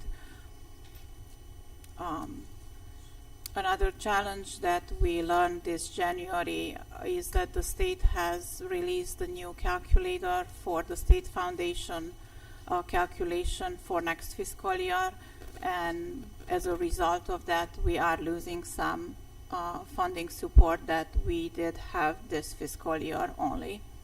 And inflation is another factor with the cost of everything, as we are all aware.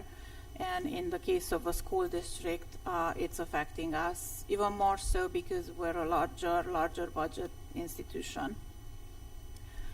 I have a slide here just as a general idea for where the inflation rates are. For just a quick look, Midwest of United States is compared to the whole United States. So it's not very specific. We cannot find something specific to Twinsburg, but I just wanted to show while the inflation is not as high as it was 2 years ago, we're still dealing with it. Again, just for general idea, where are the prices in our economy still rising in 2024? This information was pulled about 6 weeks ago. Certain categories, as you can see, for example, vehicle insurance, vehicle repairs, electricity, energy cost, gas, they're all affecting our school district as well. So just to outline some of those where we still see increased prices and still going up. Okay, I do have a couple of educational slides here because last summer when the Summit County released the letters to the community about the property valuation increases, which were unhistorical, it was the state throughout the state for those counties who had a reappraisal or an update to their values. So the values went up over 30%, around 31% increase of the houses in our community. It was a major concern for basically all of us.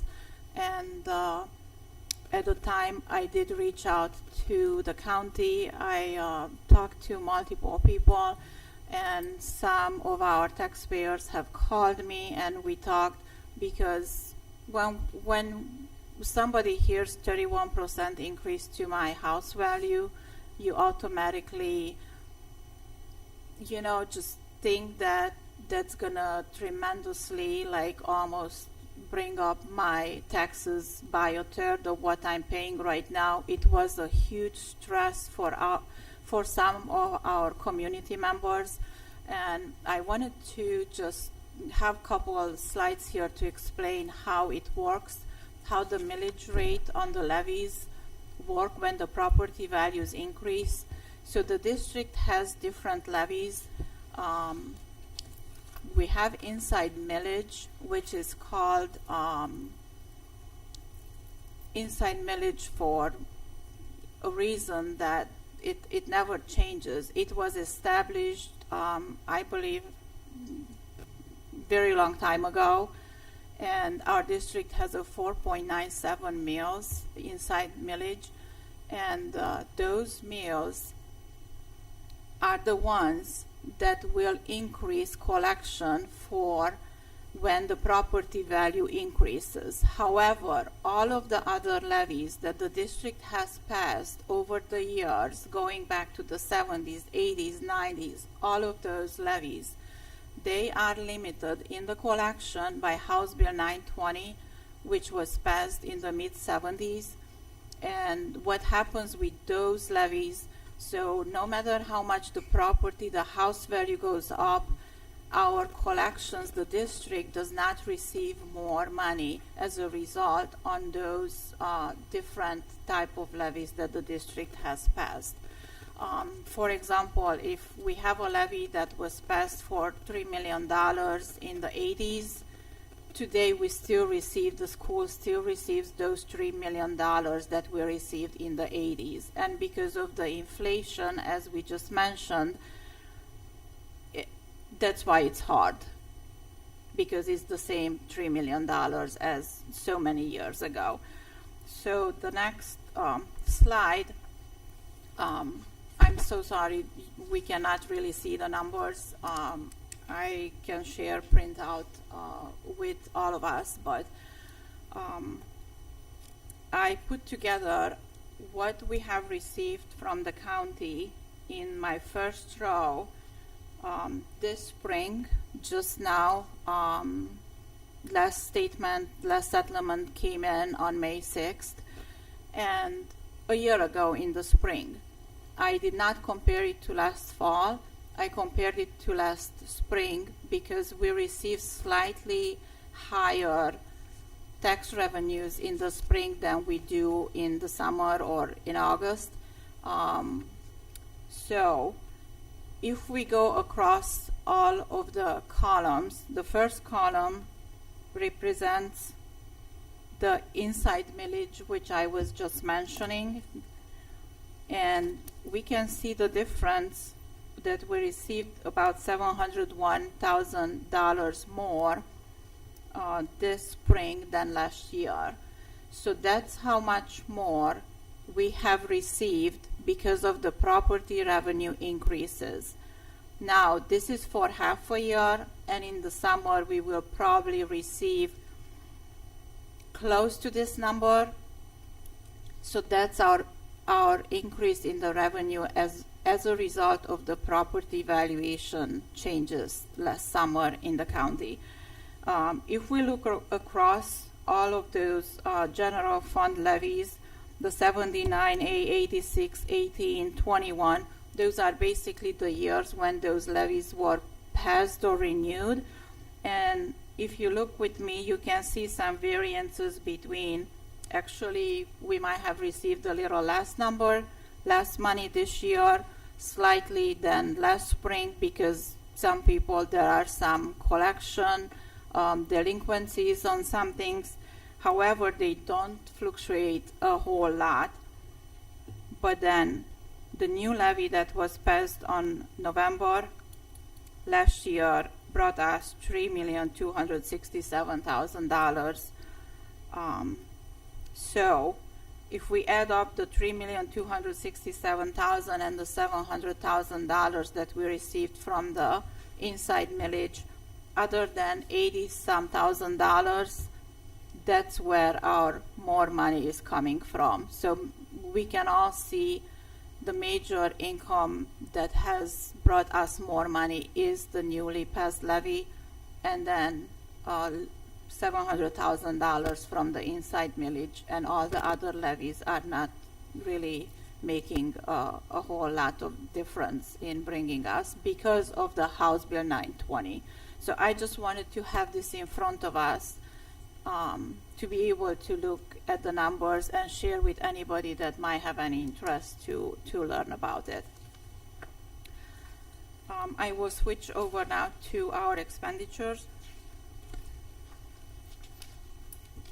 So my next chart reflects our wages and benefits being the highest expenses. As we all know, we are serving people, we are serving our students, so our highest costs are in the wages, and the fringe benefits go with the wages, the second highest cost. So they come to close to 83-84% total between the two of those lines. We also have some more purchase services,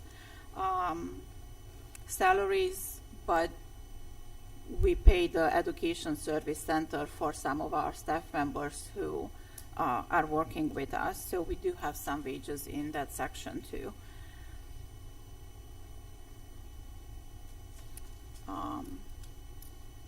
We are going to expect increased expenses in the next fiscal year, and the reason is negotiations. So I would like to underline that no wage increase for our staff members are included in the current forecast, because we don't know at this point in time. We don't have the number, we don't know what they'll be, and that's why they're not included.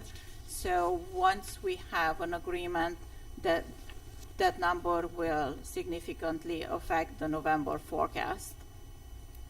And then the fringe benefits, as we all know, we carry, the district has been with Stark County Consortium for healthcare benefits coverage for our staff members.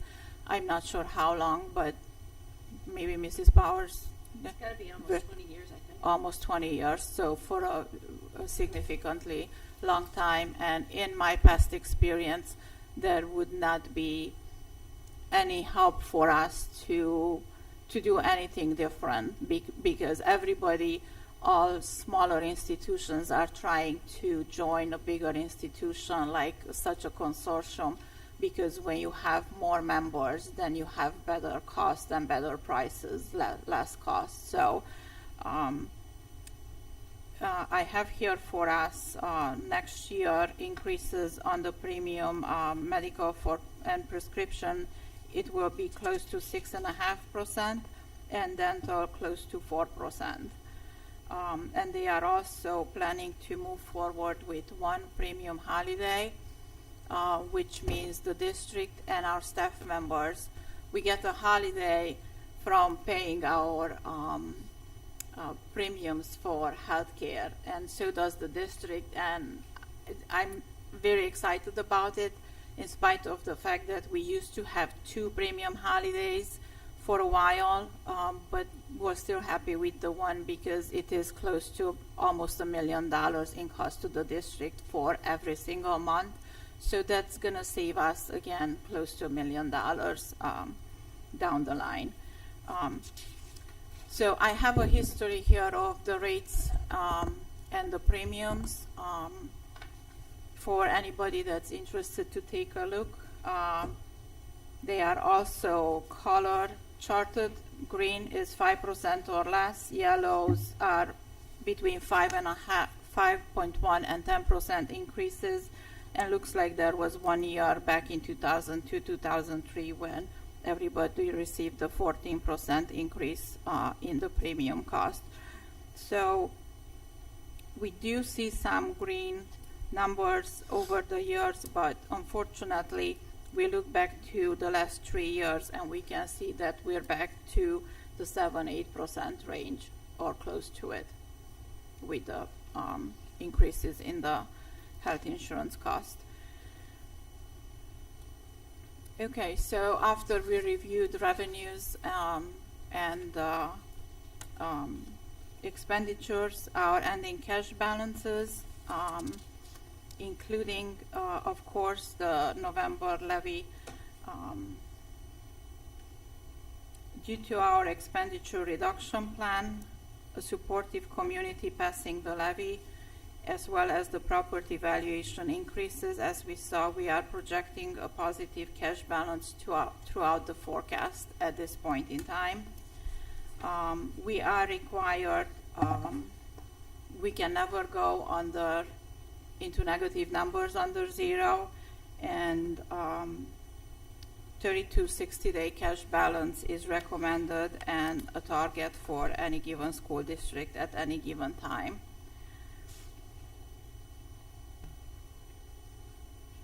And then I have a graph about reflecting our expenditures by object.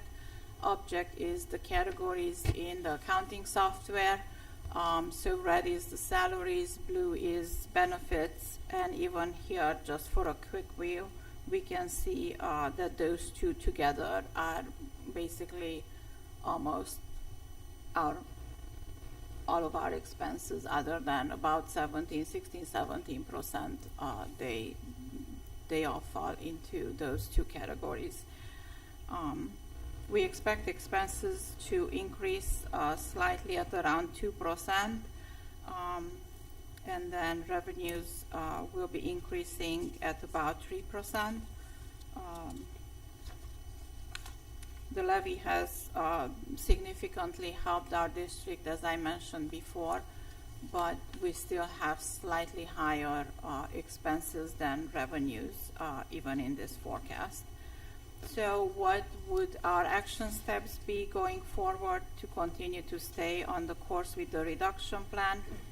Continue to use permanent improvement money to offload expenditures that we possibly can to upkeep our buildings and needs to be functioning those buildings and having the students in on a daily basis, and then so it doesn't hit our general funds. And then the Board of Education and administrative team, we will continue to work on exploring different ways and look into every opportunity to have a balanced budget. Thank you for your attention, and I have my contact information, email and phone number for anybody that has any questions, and anybody, if there are any questions now, I'm happy to answer. I know it's a very short, quick review. The forecast is detailed, but we will make them available.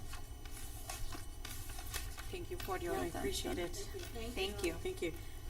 I really like that you include this visual where our prices still rising, because we hear different things different times from different sources, but it's kind of interesting to see where everything's going in the past few years and how much there's been some increases in these areas. Thank you.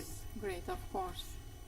I appreciate you pulling that out too, Julia, just to make it more obvious to folks instead of letting people kind of run with their imaginations about where all of these expenses are going. So I like that same graph that Tina just referenced to. Great.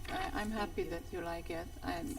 I'd be happy to look into anything that helps us, as a group, as a community, to understand, what our challenges are. The Board of Education and Administration on almost daily basis, but we do put in a lot in order to come up with different ways, to bring in additional income. And I will have another review and another presentation for the end of the fiscal year, when we're gonna probably go over different things too on how we're working to try to help our budget. All right, thank you. Thank you. My pleasure. Thanks, Julia. Board of Education, the last presentation we have this evening happens to be from Mrs. Farthing, and she's joined tonight by Mrs. Mariola, our Supervisor of Technology, Curriculum and Technology, and they're here to just do a brief presentation about the proposed Benchmark Advanced Series, which is on the agenda tonight. Good evening, Jen. Thank you. Good evening, Board of Education.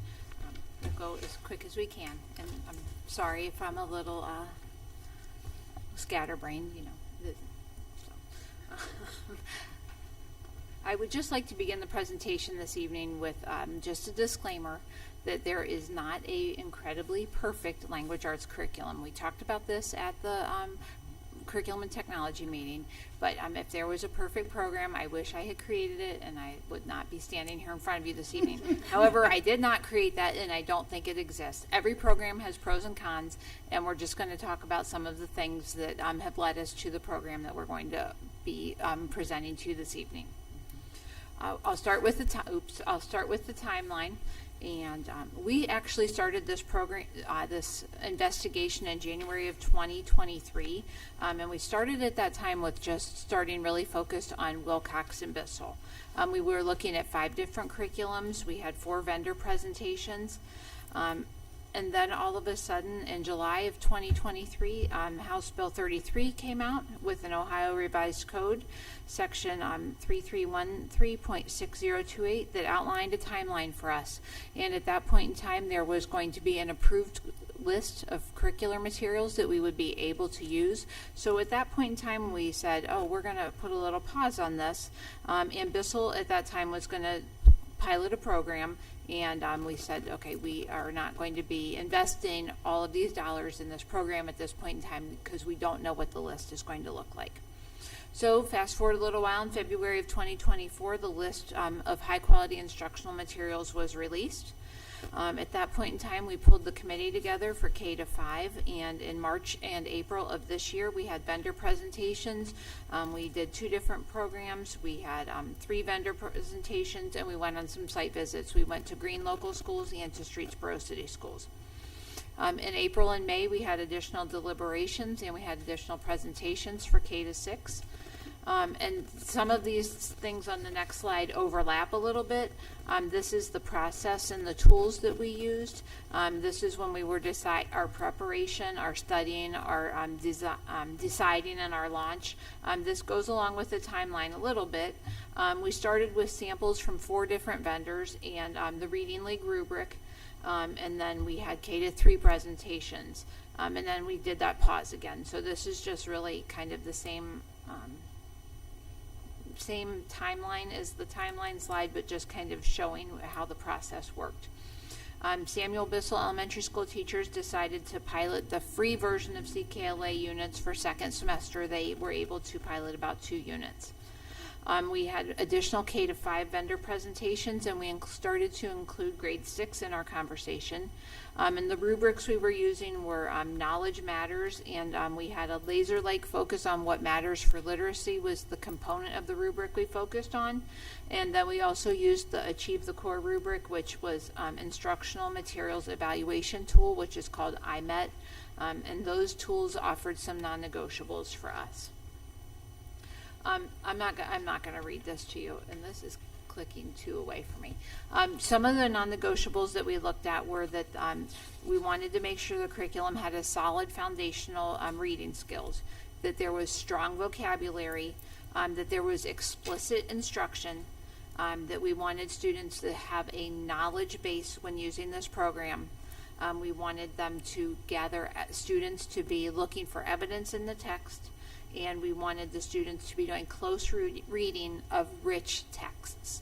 So the materials that we looked at, we felt met these goals. Another part of the non-negotiables was that they needed to be seamlessly integrated within the language arts standards, that they were using multiple strategies, and there were core texts that the students would spend 2 to 3 weeks on. There were areas that we also needed to look out for red flags for, which was word recognition, language comprehension, reading comprehension, writing, and assessment. And it wasn't necessarily that the program had a red flag, but those were areas we needed to really dig down and look at carefully. All of the rubrics we looked at had these same 5 items as the areas that we really needed to be cognizant of. So holistically, when we looked at all of the programs and we thought about our K-6 environment and use of the program with fidelity, we decided that Benchmark Advanced was going to be the program that we thought would work best for the Twinsburg City School District and would meet our needs. This is a program that you may have not heard a lot about, but I would like to just tell you a little bit about it. This is from the high level of the program itself.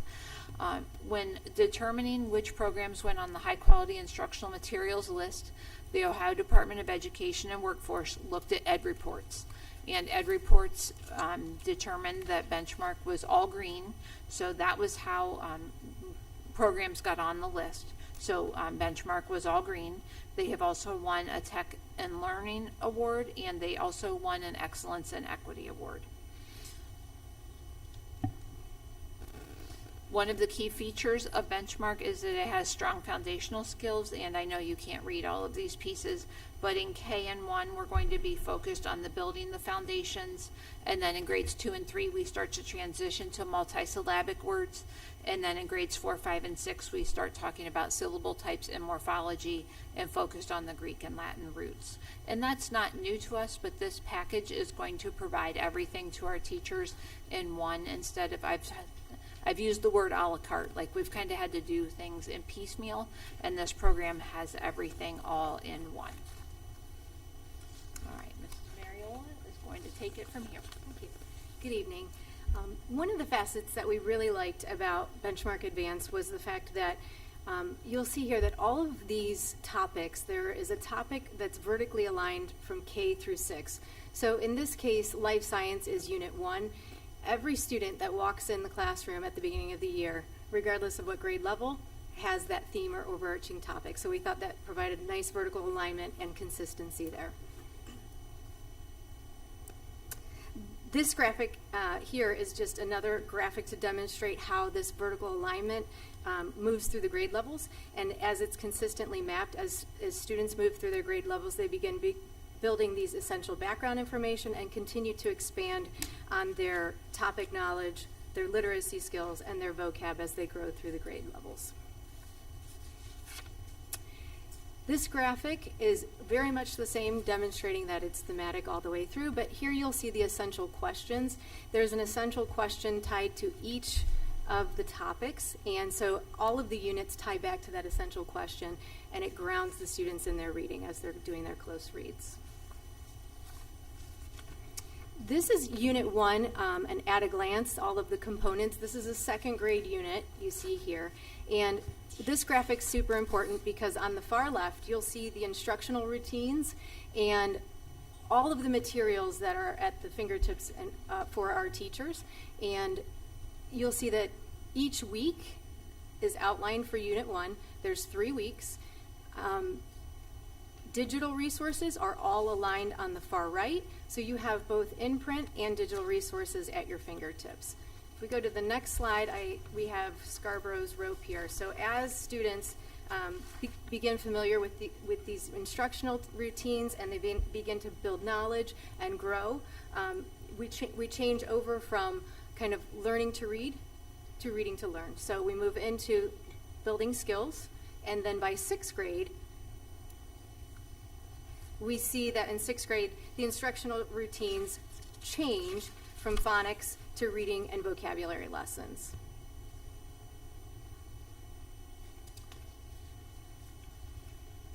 And then just to highlight a few other components of the program. Oops, I wanted to stay there.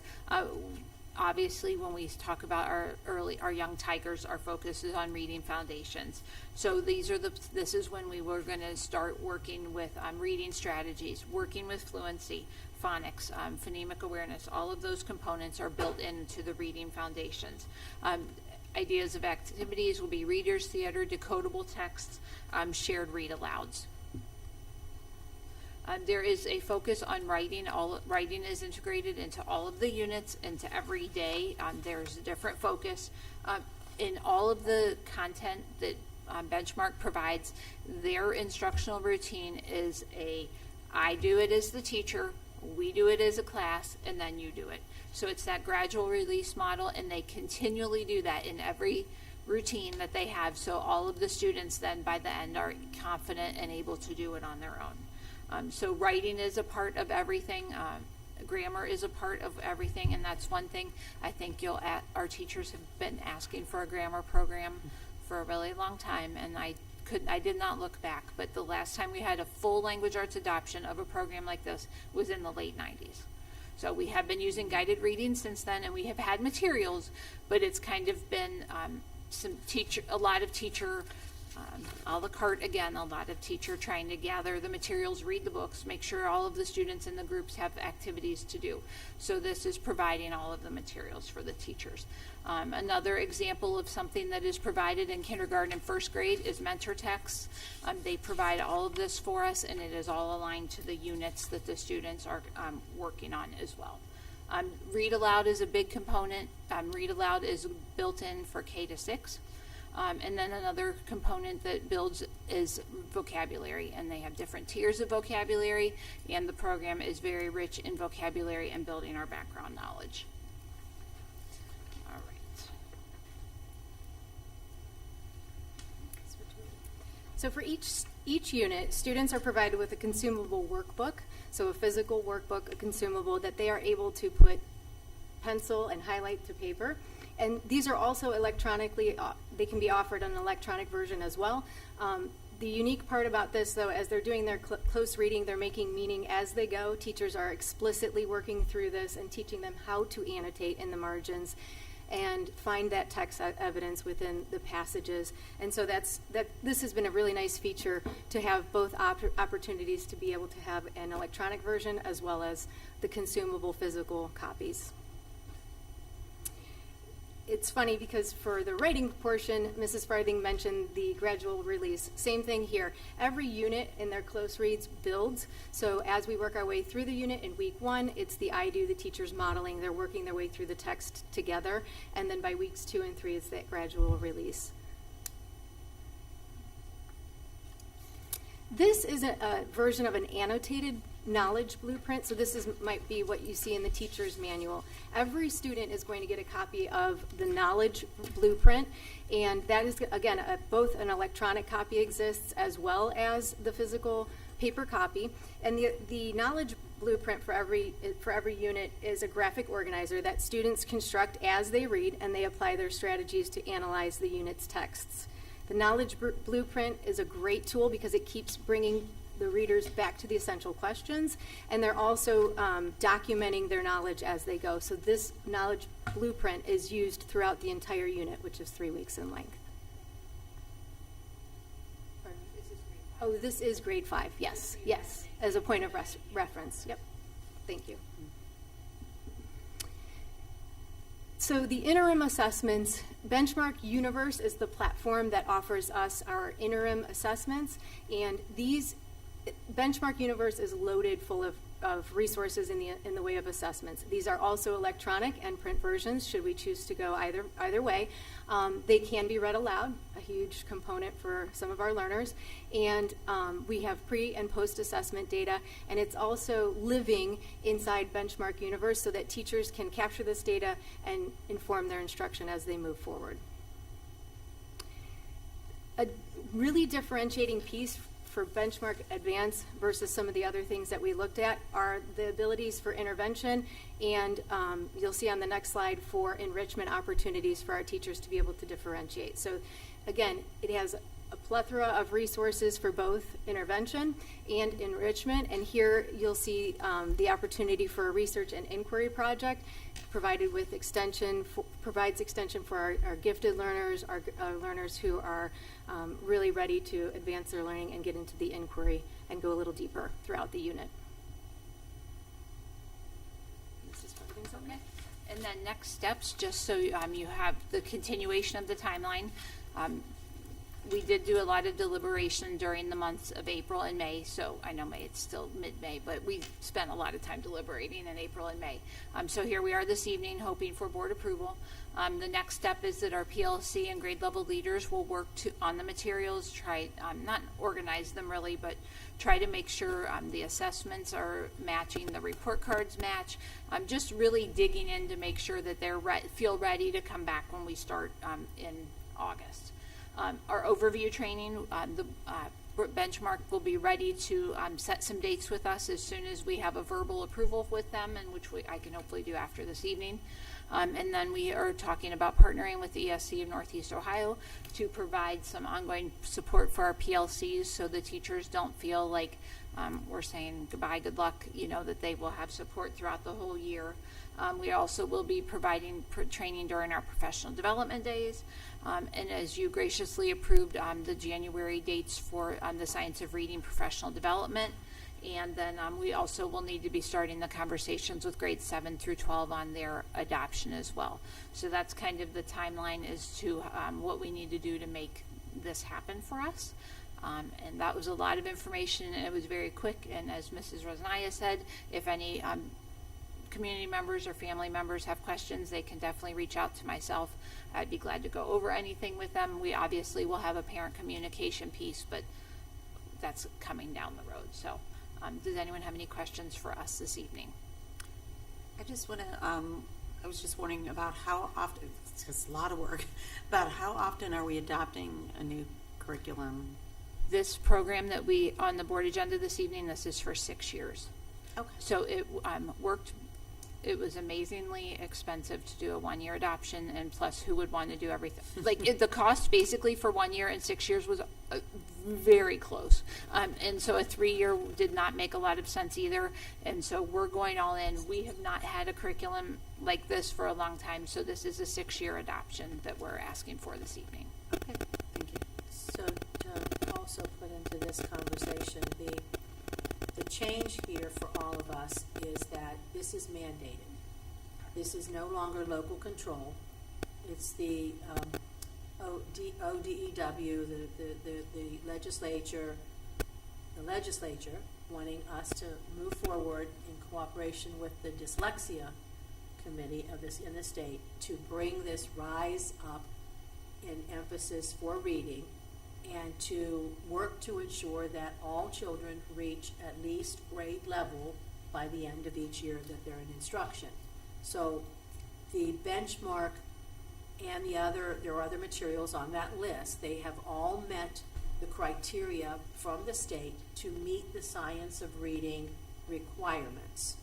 And the expectation really was, to help you too, Tina, the expectation really was that once this program goes into effect, it is going to be for several years in order for us to reach, because you're not going to get to the promised land in 1 year. So the whole goal here is to bring the reading programs into the buildings off the approved list, no longer local control. Good in our district that we're going K through 6. We move teachers, so everyone will be on the same page. The other thing with this particular program is it's building the background knowledge. If you looked at that, it looked at the pictures, the science in one quarter or one lesson, their social studies in a lesson, it's going to cyclical review all the way up. So I'm excited from the work that I do at the ESC with all this training and everything. These guys have done a great job of pulling this together and bringing it into our district. It wasn't an easy task. I know that. You know that from being on the committee, but I believe it's going to be a good program. And the other piece in there, with as much work as this district is doing in equity, this particular program really embraces equity in what it has for us to read, in the pictures, in the involvement of all parties within an activity. So it's thank you. It's a lot of work, and thank you guys for putting in the time, energy, and even for being here tonight to present. Thank you. Of course. Thank you. Thank you. Appreciate Thank your you. support. Thank you. Thanks.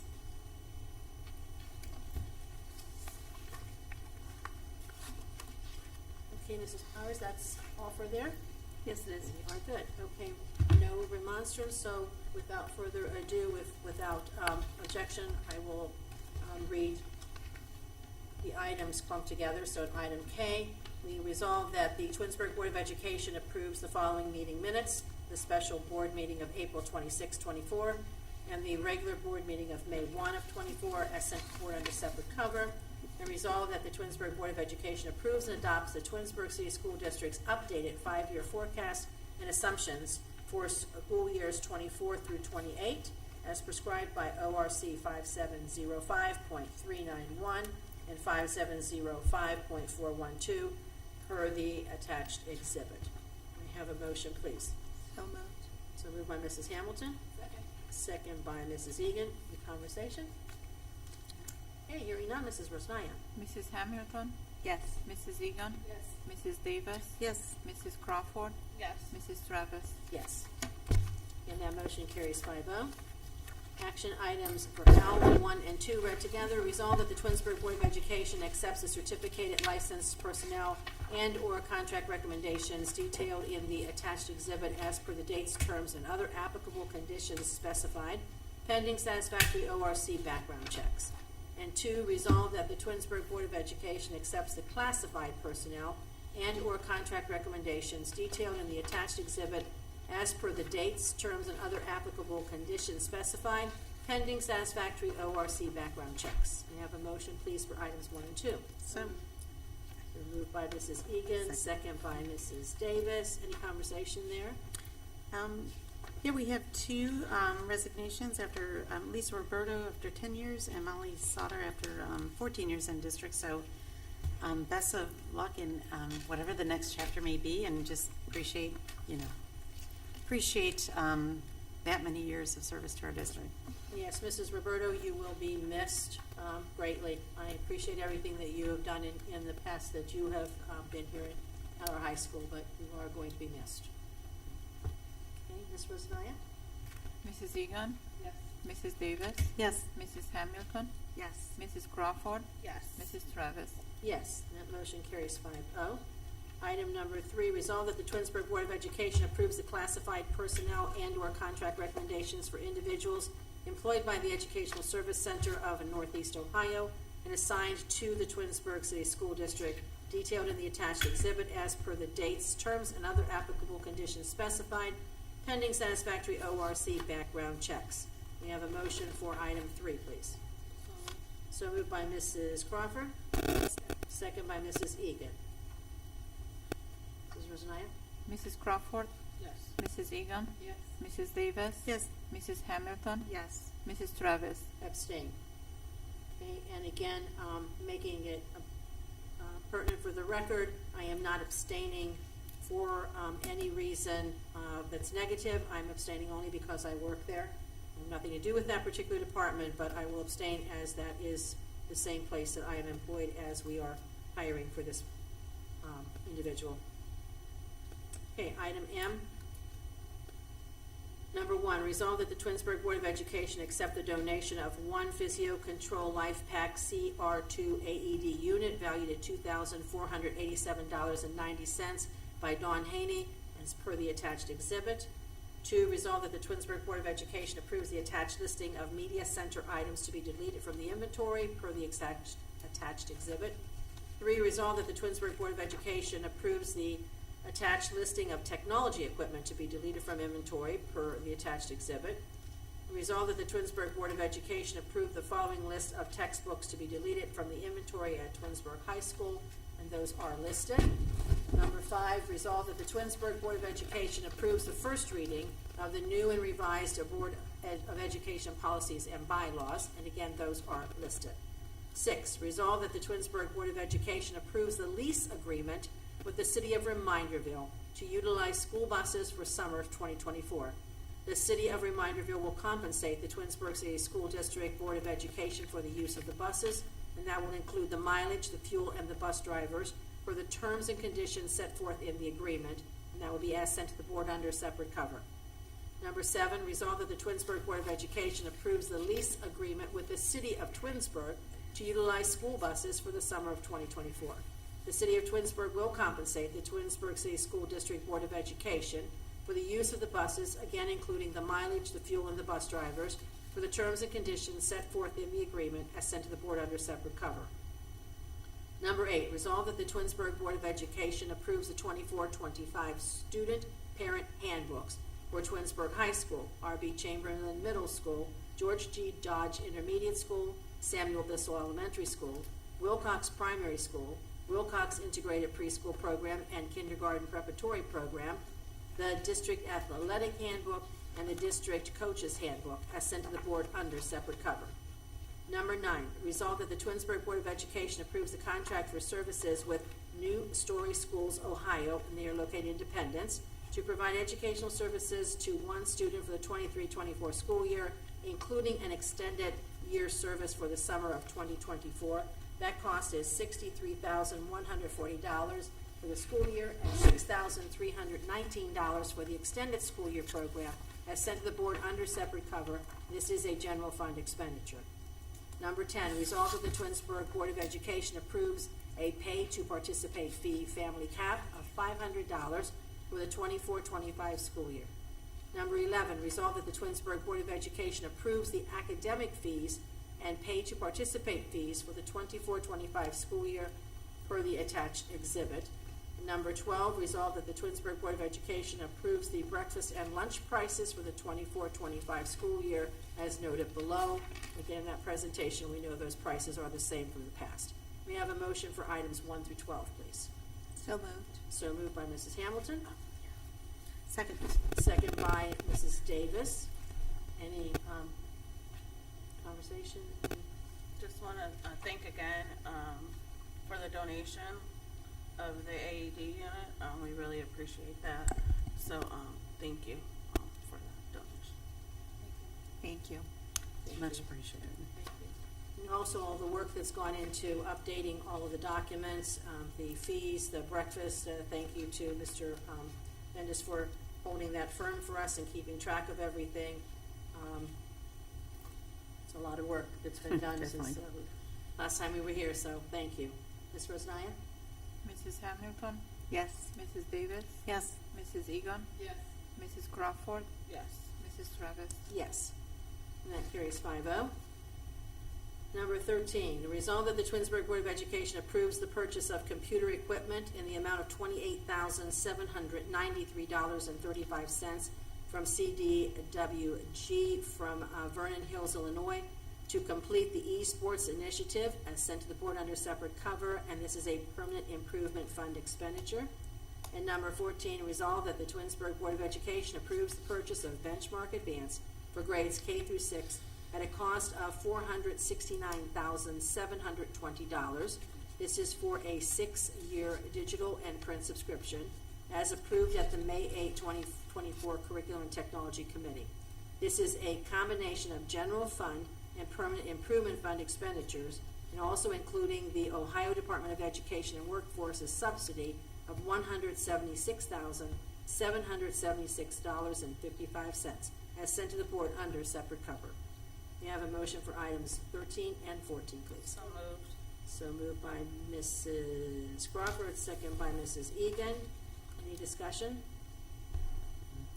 Again, I just would like to thank not the curriculum committee, the curriculum department for all the work, and the teachers on the committee for all their work and what they're doing there. Make note also for the public, the $176,776 was supposed to be a wonderful gift, which it is, I'm not complaining, from the Ohio Department of Education, but as you can see, the way they divvied out the money across the state, it's a nice help. So again, we're not complaining at all, we're not being negative, but it's still costing us almost $500,000 to do the mandate that they're giving everyone to change the reading programs. Okay, Mrs. Rosnaya. Mrs. Crawford, Yes. Mrs. Egan, Yes. Mrs. Davis. Yes. Mrs. Hamilton, Yes. Mrs. Travis. Yes, and that motion carries 5-0. And number 15, whereas in May of 2015, the board pursuant to ORC 153.65 and 153.71 authorized its administrative team to undertake the selection of a qualified design professional to provide consulting and technical services to assist the district with the development of a master facilities plan, and to provide architectural services on various related district-wide renovation, repair, and construction projects as the board authorizes, and to present a recommendation to the board. And whereas the board selected Lesko Associates Incorporated as the firm most qualified to assist the district in these endeavors, and approved a contract with the firm for consulting services related to developing a short and a long-term master facilities improvement plan and related architectural services for various district-wide renovation, repair, and construction projects as may be identified. And whereas in furtherance of its master facilities planning within the scope of services previously approved, the district is in need of pre-bond services, including but not limited to defining facility needs and finalizing the scope of the project for the upcoming bond issue, collaborating with the OFCC representatives, evaluating existing buildings, assisting with securing various related consulting services, developing conceptual site plans and costs, and participating in community informational meetings. And whereas the board desires to approve a pre-bond services agreement with Lesko Associates Incorporated to assist with these various needs. Now therefore be it resolved that the board approves the agreement between owner and architect as sent to the board under separate cover in an amount not to exceed $24,000. This is a permanent improvement expense. But be it further resolved that the board authorizes the superintendent and the treasurer to execute the agreement. Be it further resolved that it is hereby found and determined that all formal action of the Board of Education concerning and/or relating to the adoption of this resolution was taken in an open meeting of this board, and that all deliberations of this board and any of its committees that resulted in such formal action were in meetings open to the public and in compliance with all legal requirements, including Section 121.22 of the Ohio Revised Code. May I have a motion for this item, please? So moved. So moved by Mrs. Crawford, second by Mrs. Hamilton. Discussion? Hearing none, Mrs. Rosnaya. Mrs. Crawford? Yes. Mrs. Hamilton? Yes. Mrs. Davis? Yes. Mrs. Egan? Yes. Mrs. Travis? Yes, and that motion carries 5-0. And item 16, whereas Assistant Principal Iwanda Huggins' one-year limited administrative employment contract expires on July 31 of 2024, and the superintendent recommended that the Board of Education non-renew Ms. Huggins' administrative contract upon its expiration. And whereas the administration provided Ms. Huggins with a preliminary written evaluation on Friday, December 15, 2023, which is more than 60 days before the Board of Education's action on this matter. And whereas the administration provided Mrs. Huggins with a final evaluation on April 29, 2024, in which Mrs. Huggins' evaluator recommended that the Board of Education non-renew Ms. Huggins' administrative contract upon its expiration, which is more than 5 days before the Board of Education's action. And whereas the building principal also sent a letter to Ms. Huggins indicating support of the evaluator's recommendation of non-renewal, and whereas the superintendent identified Ms. Huggins by letter dated May 1, 2024, of her intent to recommend the non-renewal of her administrative contract to the Board of Education, and advised Ms. Huggins of her right to request a meeting with the Board of Education to discuss the reasons for considering the renewal or non-renewal of her administrative contract.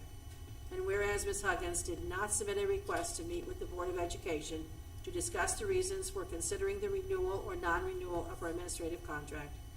And whereas the Board of Education reviewed and considered Ms. Huggins' evaluations before acting on the superintendent's non-renewal recommendations.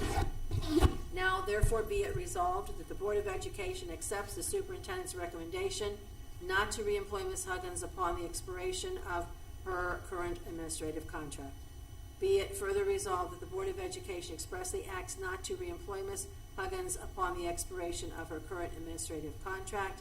Be it further resolved that the Board of Education directs the treasurer to notify Ms. Huggins of its action to non-renew her administrative contract as it expired at its expiration in accordance with the state law.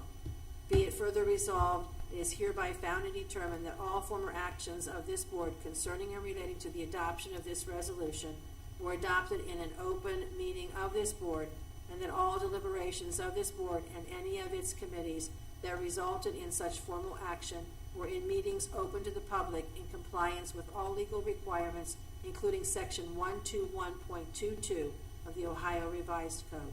May I have a motion for this item, please? So moved. So moved by Ms. Davis.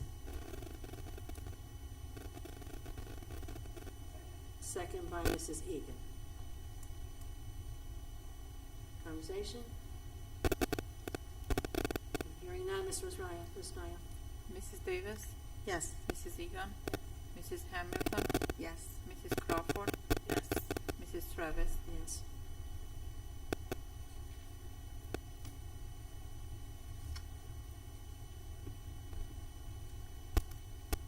Okay, that puts us to miscellaneous.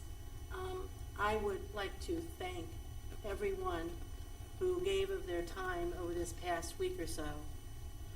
You can't write the book on a lightning strike and a water break and everything else that was going on in this past week. And so we know as a board up here that there were several employees, far too many for us to name here tonight, that gave up weekend time, night time, evening time, every time, 4 o'clock in the morning time, to be here to work, to provide the support, and to get our kids reasonably, as best they could, back in school as fast as they could. So we just want to make sure that you all know out there that we definitely thank you for everything that you have done to keep the district moving forward. And the high school kids, I'm sure some of them appreciated a 4-day weekend. But I really credit the teachers for just being flexible and adaptable and just rolling with it, on the, just like unexpectedly. Just definitely appreciated. Well, and also thank you to St. Cosmas and Damian for the use of their facilities so that the AP testing, those students went off without a hitch, and they got that accomplished because there's some deadlines involved in that work. So thank you for that cooperation from across the street and the help from them. If I can just say, if Matt were here, I would ask him to update the board about this matter, but since he's not, I'll pinch hit. So yesterday, Matt and Mr. Summers, John Summers, our maintenance supervisor, met with Highland, which is our insurance company.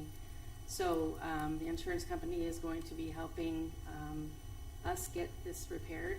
What it does look like, however, is where we had thought the repairs would be done this summer. They have to actually manufacture the new electric box where all this wiring goes in. And because of the shortage of supplies and labor in the country, it looks like we may be repairing this into next school year at some point.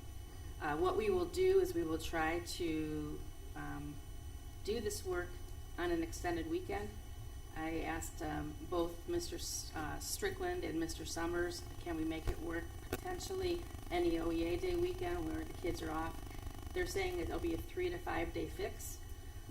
It will impact the fitness center because they have to take everything offline again. So we have to be very strategic in when that repair will be done, but it is not known as to the date as of right now because of the fact that we're in line for the box to be manufactured, and then actually before it's even manufactured, there has to be a design team to build it, the schematic for it. So our insurance company has approved the expeditious manner of which this will be done, which we appreciate that too. I don't really want to take the school off grid in the middle of winter because that's an inconvenience for our families, but it's also a point of pipes freezing and things like that because it'll be taken offline. So stay tuned. We'll make sure that we keep everybody up to date with that, but it looks like this won't happen this summer after all. Regardless, we did move all of our summer programming out of the high school with the exception of our athletic camps and our band camp. So Mrs. Farthing and our principals and Mr. Bandiera are relocating ESY and summer learning camp. Everything is going to be at the other buildings. The reason for that is even though we're up and running, there is it's been done with Band-Aids and chewing gum, right? So we want to make sure that we don't have a lot of activity at the high school in the event something were to shut off on us over the summer. So appreciate the work behind the scenes to relocate our programming. And also Board of Education, I just want to let you know this morning I called Mr. Summers on your behalf. He has just done a tremendous amount of work. Stayed late, was here early, stayed all night. He is very brilliant when it comes to our facilities, and I just thanked him on your behalf and let him know how much you appreciated all that he did to make sure it all worked. He and a whole lot of people, but John was at the lead of everything that happened, both at the high school and over at Bissell last week. So he said thank you very much. He appreciated Absolutely. the call, and he appreciated your good words too. Thank you. Thank you. Absolutely. Thank you. Okay, so we do have a need. I was just gonna say, to those who were honored on their retirement, I just want to say a note: as you embark on this new journey, may your days be filled with relaxation, joy, and the satisfaction of a job well done. Happy retirement! Cheers to the countless lives you've inspired, the minds you've shaped, and the hearts you've touched. Wishing you a retirement as amazing as you are. So thank you. That's beautiful. Yeah. That's famous. And last thing, I just wanted to wish good luck to all the spring athletes as they're going into their playoffs or districts, athletics. Last night at our stadium, we had the middle school suburban track meet. We had over 400 students participate, and we have day 2 tomorrow night. So congratulations and good luck to all of those sports teams as they embark into the next level. Wow, that's awesome. Oh, and best wishes for our graduates. Yes. We've got I know, 2 right? weeks, Exciting. Yes. 2 weeks to walk that stage. Yep. Yes, Less than 2 weeks senior then. projects went very well last night, packed house, so they're off and running. And senior prom went off very well. Good. So Yeah. that also was, and the after prom was a success. And thanks for all those who helped. Lots going on. Yes, Lots for going sure. on. Oh, good. Okay, so we do have a need for executive session. I'll make that motion that the Board of Education enters into executive session at 9:48 to discuss employment and compensation of public employees as per the Board of Education policy number 0166A, to discuss negotiations with public employees concerning their compensation or other terms and conditions of employment as per Board Policy 0166E. I make that motion. May I have a second, please? Second by Mrs. Egan. Roll, Mrs. Rosnaya. Mrs. Travis? Yes. Mrs. Egan? Yes. Mrs. Davis? Yes. Mrs. Hamilton? Yes. Mrs. Crawford? Yes. And that motion carries 5-0. We do not see a need for us to return to the table, so at this time, those watching and those here, thank you for being with us. Have a good night and have a good rest of your week. Thank you.